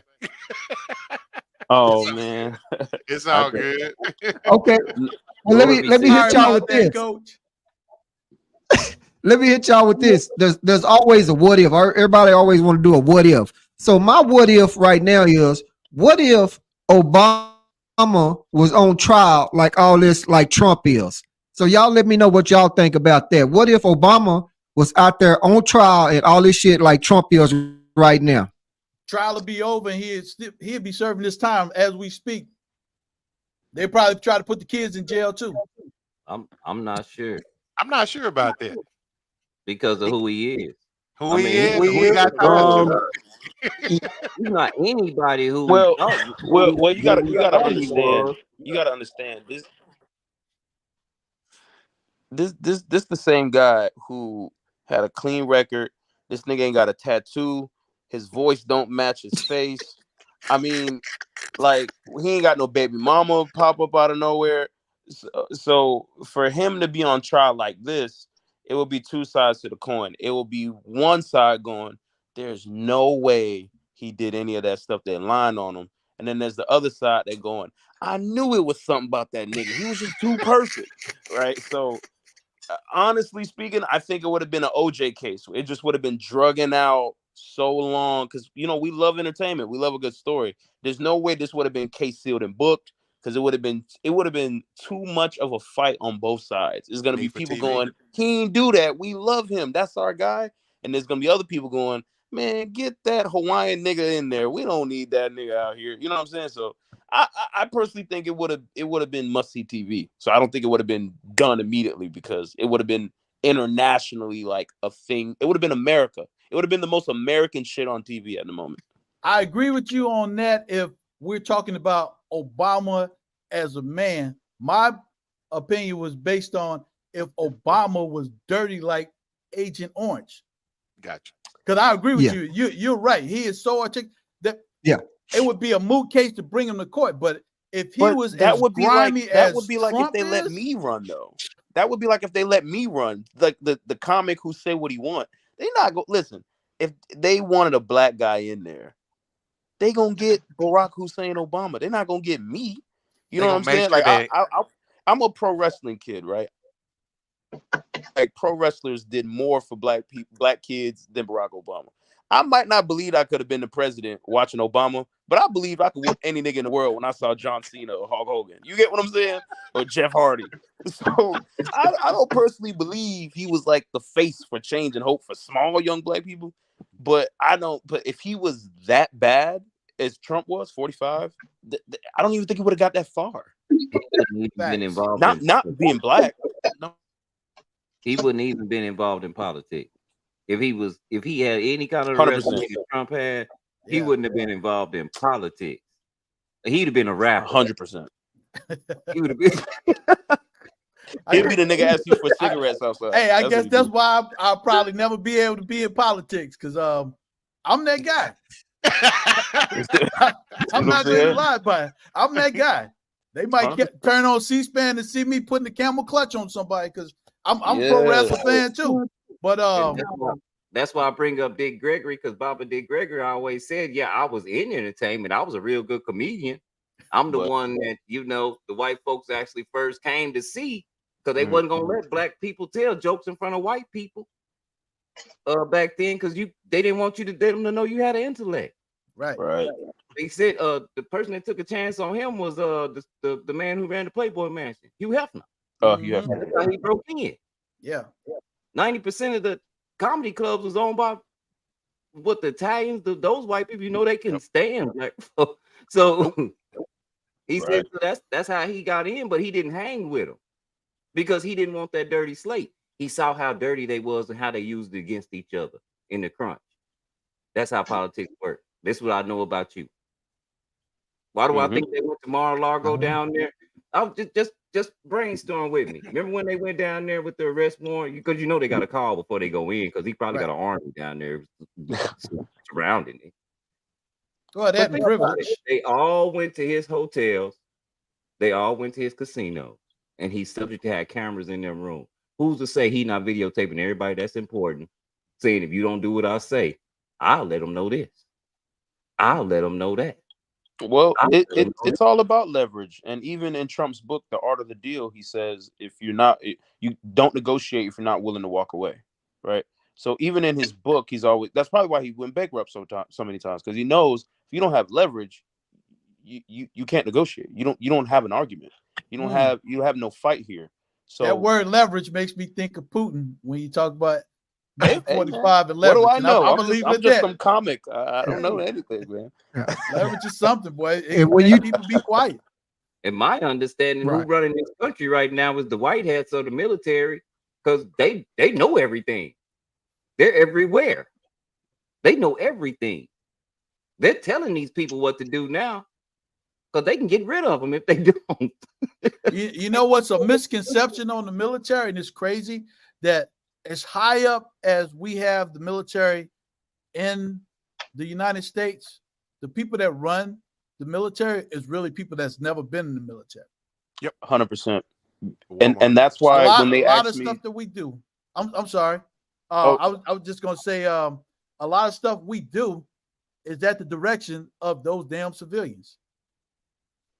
I'll turn it over to you. And that's why when people ask me, do I back the troops? I said, well, it's not really about supporting the troops, because in my opinion, the troops, they align with policy, right? So it's whatever the motive is, they do their job. That's why I say thank you for your service. They're serviceable. So if they get the note, hey, go do this, or we're gonna have this happen in this month on the 11th day in 2001 because we want to go over there and do this, then they do what they got to do. But it's not really about supporting them. They're doing what they're supposed to do. They're good-hearted people fighting for the country, but there's people telling them what to do, and that's really what it is. So it's not about, like, that's why I don't feel like I don't support the troops, or it's not about supporting them. Of course I support what they do, but they regard to policy.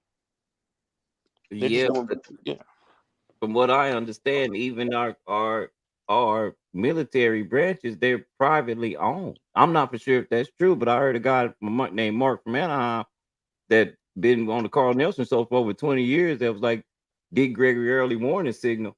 He said, look, I was a Mustang general. Let me tell you this. The last people that owned the United States Army before all the mergers was DuPont, that family. These are the things we Mhm. need to start looking at when we going over to these other countries. It don't be because of what we doing. It be because of what we want. And they're easily fooled by, Right. the media. These people are terrible people. They're doing this. Well, hold on, wait a minute. They're doing that to me at home. You know? Well, I would say this, speaking up for the military side, that Yeah, do you it's think not get that nigga? it's not so much that the military is ran by a private entity, which is pretty much impossible to do, but our focus and our direction comes from those civilians that have a connection with the military. And I have to talk about the history of it, to be honest. A lot of the military has changed from being strictly government to government with civilian support, i.e. KBR. And Wizzo, we went over there together with KBR. KBR, it makes a lot of money from the military, and that's a civilian entity. They basically made it to try to take the soldiers away from the support section. Now, this is important because the soldiers doing support would make 1/3 of what Wizzo and I was making over there to support. But that money is not going to me and Wizzo. That money is going to the agency that sent us over there because they're making 5 times what that soldier would make over there doing support. So when we Government look, contracts. right, the government contract is the biggest. If you want to see the biggest employer in the United States, bar none, it's the government contracts. And they do it for more than just the military. And that's how they have the control. That's why when we talk about the military complex, it was never about the soldiers. Because if the soldiers could get a fifth of what they give to the military complex, I guarantee you there'd be no poor soldiers anywhere. Oh, Right. really? I like that. But- I like the way but- you All broke right. that Well, let down. me ask. I heard that before. Yeah, all that money goes to the military complex. The people in the military, and it's a blessing and a curse, are the people that are trying to make, for the most part, a better life for themselves. A lot of people get down on the military and say, hey, man, they're taking advantage of your poor people to join the military, and they're taking advantage of people in bad situations to join the military. But from somebody that was poor, I mean like poor without the O Without the R on the OR. end of it. Yeah. Yes, sir. Dude, I showed up to the military with 3 pair of drawers and 2 of them wasn't mine. 20 years later, I've seen the world. I'm not rich by no means, but I'm not wondering if my lights and water gonna get cut off like I was before, because being in the military provided me an opportunity, not just to make more money and make sure my kids never live like I live, but it also gave me a perspective to see the world outside of Chicago, Illinois, or Thibodaux, Louisiana. So when we look at this military, we really got to be able to break it up into the situations of those that can use it to advance themselves versus those rich people that take advantage of how it's set up right now to make money off the government. That again, media's in Chicago right now. That's where she lives. That's I shared you out, man. So I tried to get them in there. Yeah, all right. Yeah, I just put that up also. So let me just ask this right here. So I heard you guys talk about Trump's book, The Art of the Deal, and the leverage and everything. So that explains to me why he told the GOP about that immigration bill to hold out until you get everything that you want. Don't do the deal. So that's where I guess that came about. But how can you getting it? If you don't have control of the House or the Senate, then how I mean, you're not going nowhere if you don't negotiate. You're not going to get everything you want. Who gets everything they want? I don't know. So I'm just putting that out there. And then just to touch base on, and then you guys come in. I think Melvin, you said something. I hate to go back to Obama, but we just talking about politics in general. Sure. I think you were saying something about, and I've heard other people say, what did Obama do for black people? He didn't do nothing for us. It's this other guy, Dr. somebody, Umar, whatever. He said something to that reform. But my thing on this is, and I don't follow it that much, but here it is. You have, I think the Republicans control the House and the Senate during that time. So you can only do so many things by executive order. So it no matter what he has up there on his agenda, Mitch McConnell, Mr. Freed, wasn't fixed to let anything go by or wasn't going to let anything pass. So I watched. I got a question. Go ahead. Question. I got one question. I hate to cut you off because I I love you. Oh, hey, it's open game. Shit, speak what you speak. That's real. See, now the Texas in you coming out. See, now I'm fucking with you. Now, listen. I got no problem with Obama. Like I'm independent, right? So I don't look at it from a Republican standpoint. Yeah. I'm just a nigga at home watching the game, bro. I'm not a fan, right? Now, this is what's unfortunate to me. So, unfortunately, because life is all about perspective and experience, right? We all see things differently. We hear things differently. So, when I was living and I saw the plethora of police genocide in the country at that time when Obama was in office, I didn't see or feel any pressure from him to make a change except for common Obama rhetoric. Hey, well, we have to do better and all that.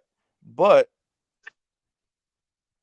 I saw the LGBTQ community get law after law after law, being able to get married over and over. So it's not saying he didn't do anything. I'm just saying he man, I thought I would have been able to buy white people. Like when he was in office. That was an easier feat. And you gotta understand the politics in it, because like someone spoke earlier, the divide makes all the money. They make the bullets, the guns, and the caskets. They just need you fighting. That's it. They need you fighting. That's it. They making money. You getting mad. Just the muscle. Yeah, you right. They got no feelings. This business. They said we gonna have and we ain't gonna do nothing he say, because we want black people to still understand that white people don't have to do nothing you say. Because the people that are our neighbors, which I don't really call them white people anymore, because in my mind state, white is a mind state. It's not a color. If you got to go to work like me, you ain't no better than me. You might as well be me. That part. Yeah. You get where I'm Can I coming from? press out on that point you made about the gays? All right, okay. If put yourself in the position of a democratic power structure, Obama's a part of that. Sure. Why offer African Americans anything if they've been voting for you 90% for the last vote for him just because he black. Okay, so what is your motivation to offer this group of people? They're going to vote for you anyway, whether you give them $1 or $100, you still got their vote. That's fair. I'm not saying it's right, but it's fair. Yeah, you're Probably right. because of the narrative that we've always had the perception of they take care of their own. They're in power. They're in office. They pass laws and do things based on them. And we thought once we got one of us in there, we would have that the same type of ability, and it didn't play out that way. Yeah, they probably you have to also remember that I'm a big Obama man, so I gotta say this. That's my man, 100 grand. But let's look at this in a different perspective. Okay, if he got up there and he didn't do the things he did, do you think he would have got reelected? No. And I would tell you my answer would be no, because that's what they were expecting him to do. They were expecting him to be a Jesse Jackson, who I will save my comments on him because I met him personally, and you shouldn't meet your heroes. But he did not do what Jesse Jackson planned to do. And this is what really made me like him so much, and what a lot of people were pissed off. They really expected him to play that black card so they can get him out on the first term.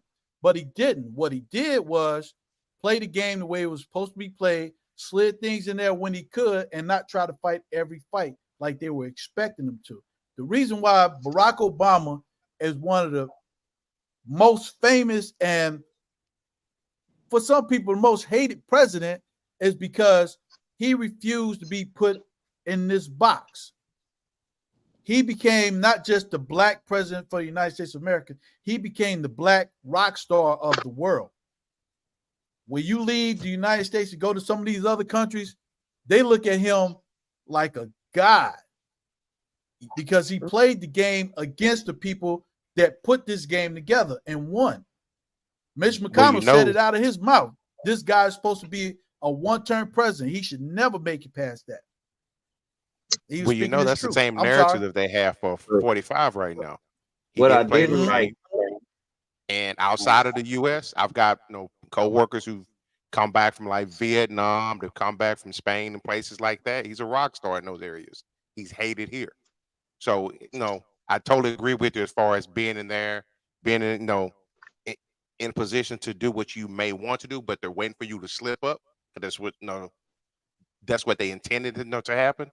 But I'll probably say the only thing that I didn't like about his term, and like my brother said earlier, is out of the laws that he did pass, and I only put it in that box because I've heard some of the people who are part of that community try to equate their struggle to the civil rights struggle, and that's just mad disrespectful to me. There you go.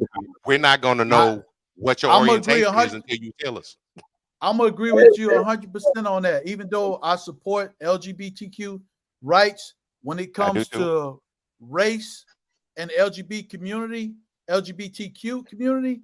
Not only is it a separate entity from the struggle we have as a black people, but inside the LGBTQ community, there's a breakdown between what is okay gay and what is we don't want to talk about y'all black gay. And that could be another topic we could talk on at the next time, but it goes deep. So when we talk about the LGBTQ plus community, they're not all together. As a matter of fact, there's a lot of racism up in there. So you want to talk about that, Wizzo, the next time? Bring me on, man. I can talk about it. Hey, and the best thing about comedy, it works when there's truth in it. Yep. Bell wasn't lying. That's why I do shows like these, man. I gotta make sure the swords are sharp. Already. Okay, y'all check it out just for a second. Let me run this little commercial right quick. Gonna thank everybody for watching Wizzo Talk. Remember that it's absolutely free, 100% free to like, share, and subscribe. I appreciate your support wholeheartedly and appreciate the comments. So make sure y'all tap in for these guys. That's my commercial right there on that. And let me come back with this question. So, what do y'all think about these sneakers that Trump got out? They ugly. These four?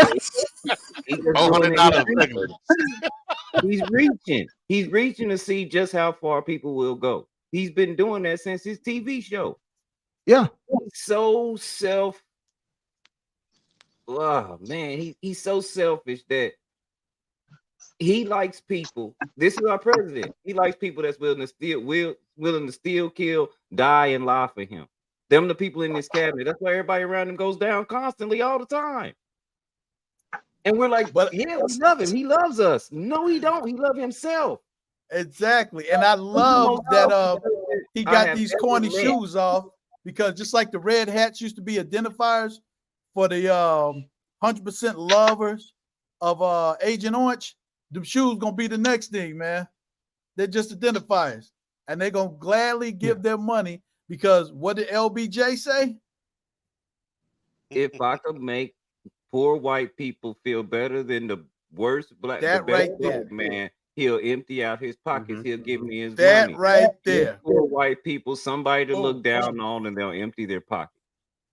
Boom. Voila. So I'm assuming that nobody's on the panel gonna buy a pair of shoes. Hey, well, I might. Let me explain. I will. They ain't no Adidas. I'm not wearing. I will. I'll buy some and put them in a case and cash out 50 years from now. Airport. That's fair.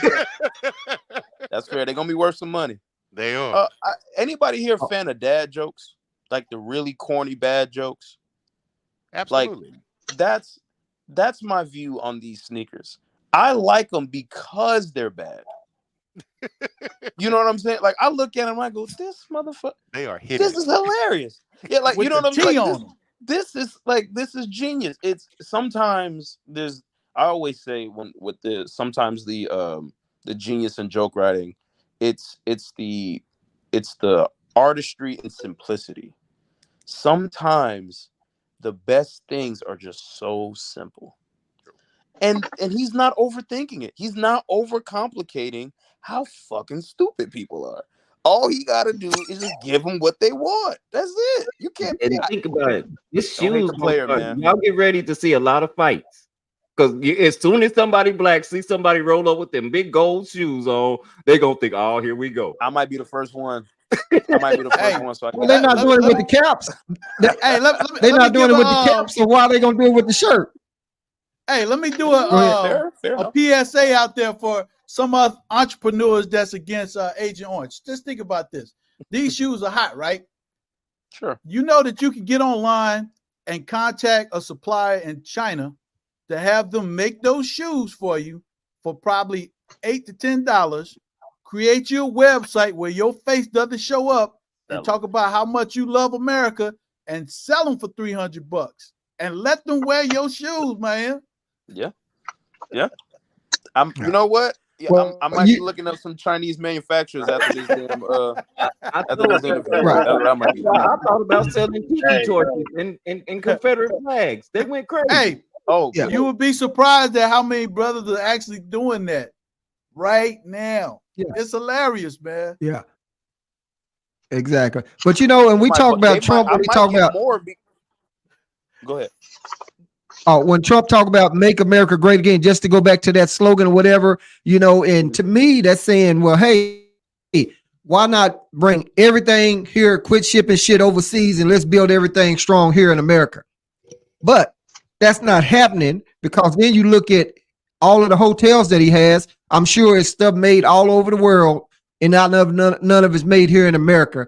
You have, I think it was Steve Mnuchin when he was saying, when they gave out that $1,200, that was too much money. But Trump did, I believe, said he wanted to give out a little bit more than that time. But by the time they finally passed that $1,200 around during that COVID time, shit, people was already out of this and out of that. So I'm talking about, he's saying about making America great, making us stronger here. But yet all other companies, even he have banks and all that shit all around the world. And so people are talking about the migrants that's coming in and taking the jobs and taking this job and taking that job. But hell, they're working in this hotel too.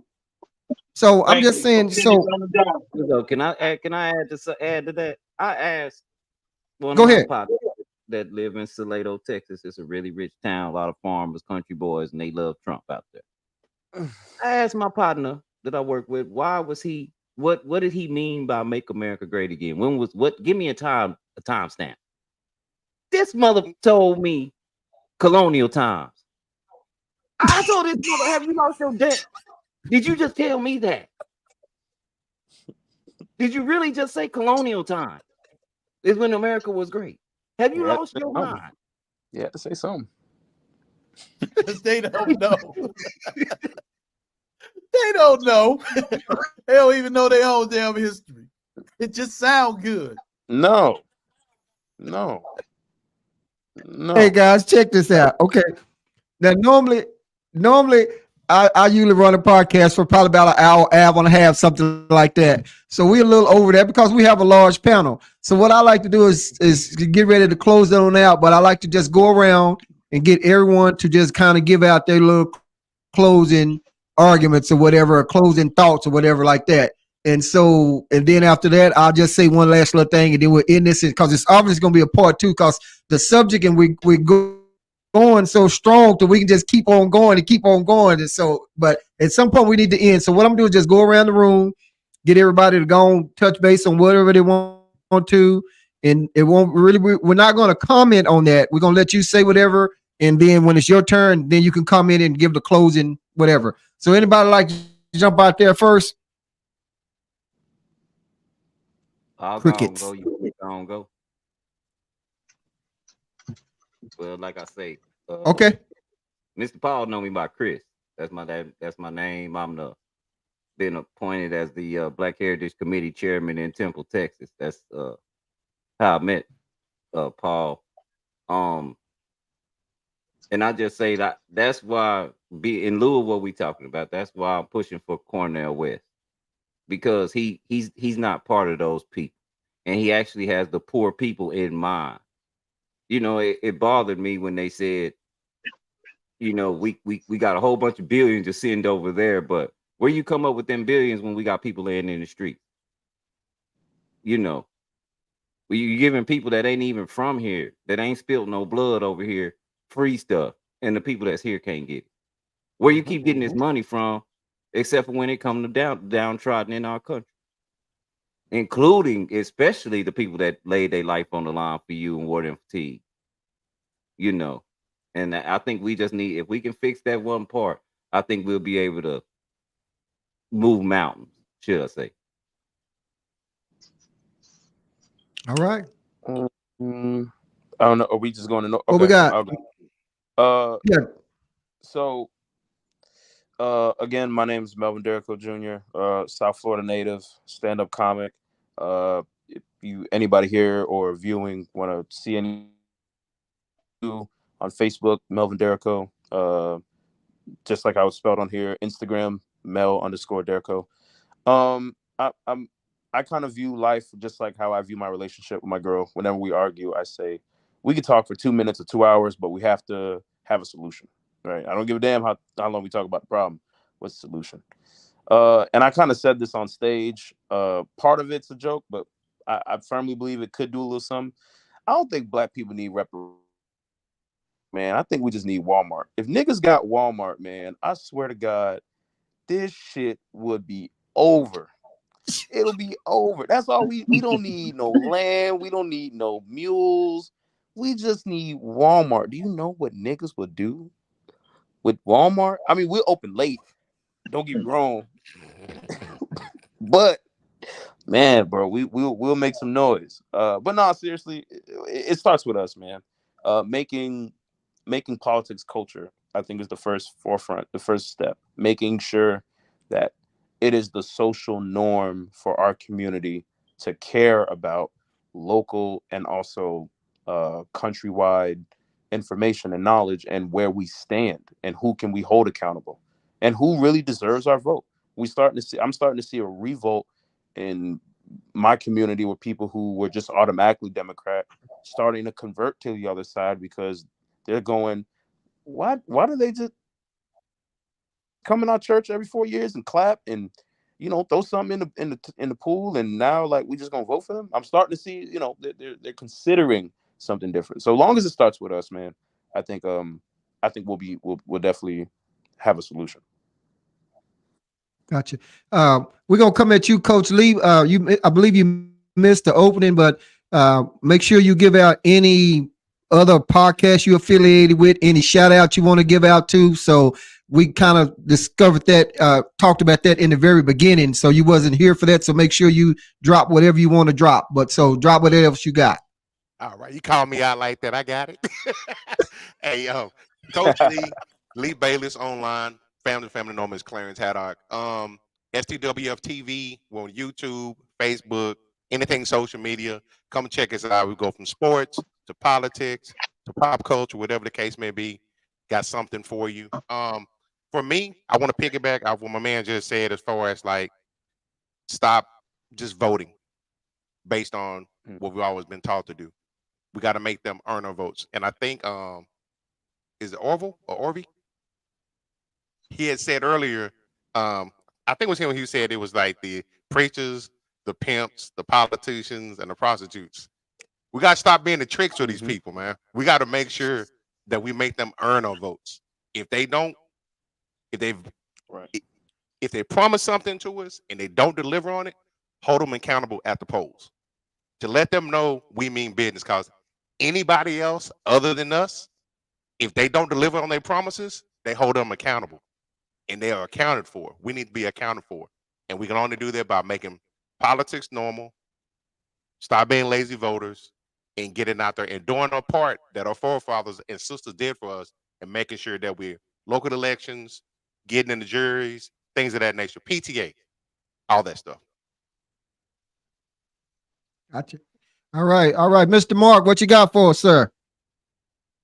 Just following along the lines of what everybody's talking about with politics, I would like to see us plant seeds for developing our own agenda. Yeah, we vote. We've been voting a long time, but I just think we just automatically vote Democrat. They throw a couple of crumbs, we accept that.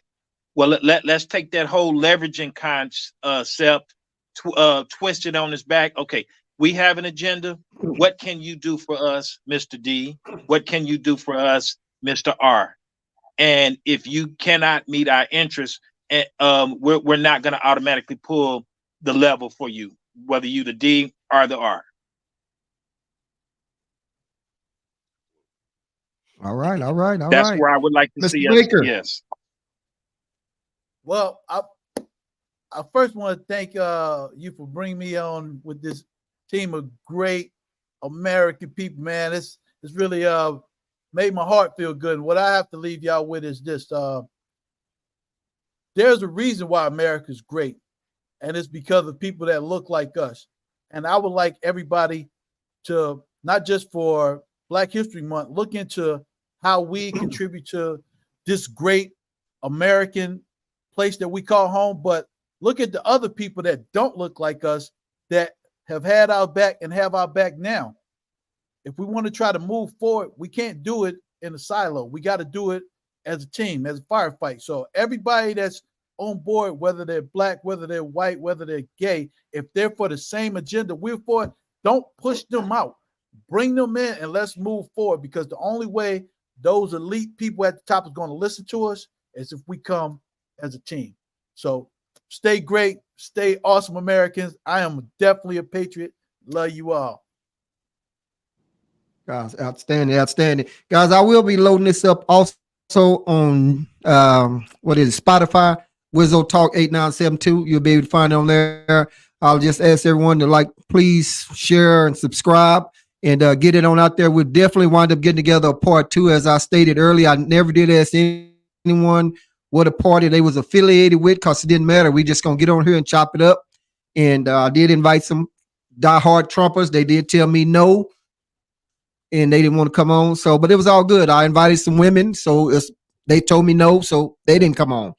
But I should say this is a day of information, and information is just right there at our fingertips. We keep our phone in our hand. We do the research. So we talked about, just because you're a Democrat and they throw crumbs out there, you don't wind up having to vote for them. Do your research to make sure they finding out what you stand for and voting on, and so you know where your vote, make your vote count like that. And also talking about the local elections, get involved in that on your local level, and getting out there and go to them kids PTA and do jury duty like you was talking about, Coach, and get out there and do that, and you guys have put out a lot of information, and I'm not really that knowledgeable on a lot of politics. I had some notes and some questions. You guys took that out there, you ran with it. So you guys have brought a lot of information to me that I did not know. So I appreciate you guys for that. And like I said, we can keep going because it's fire conversation, but we got to go and get in that. And that's my thought for that. I appreciate you guys for coming on. And we look forward to doing another part 2 of From Sugar to Shit, talking about them politics. That almost had a little rhyme, didn't it? Hey, Coach. Coach, I didn't mean to call you out like that, Coach. It's all good, man. Hey, guys, before I go, I gotta tell y'all this right here too. I went to Dallas and I met Coach Lee and Coach, what's his name? Parker. Ivan. Come on. Yeah, and the guys up there went up into Dallas and did a session up there, and they showed me nothing but love, and I just really appreciate it, wholeheartedly and to the fullest. Thank you very much. Melvin reached out to me. We're gonna come on and have another session, just him and I, or get him on off in there. Rice, finally got to meet him. He's always been coming and following me all the way through it. Mark, my classmate reached out to him. Mark, appreciate you coming. And Harvey, like I say, you know, we worked together in Iraq, and we go way back. And I remember you talking about doing the hip hop soda shop. So, guys, just much love to you guys. I appreciate y'all, and we will be doing another part one day. And hopefully, can have everybody on. And I'm still on that hip hop soda shop. Man, Wait a minute. What was this talking about? What the fuck about the man cave? All right, guys. I'll talk to y'all. have a good All one. right, man. Y'all I be easy. appreciate it, man. Much love to y'all. All right.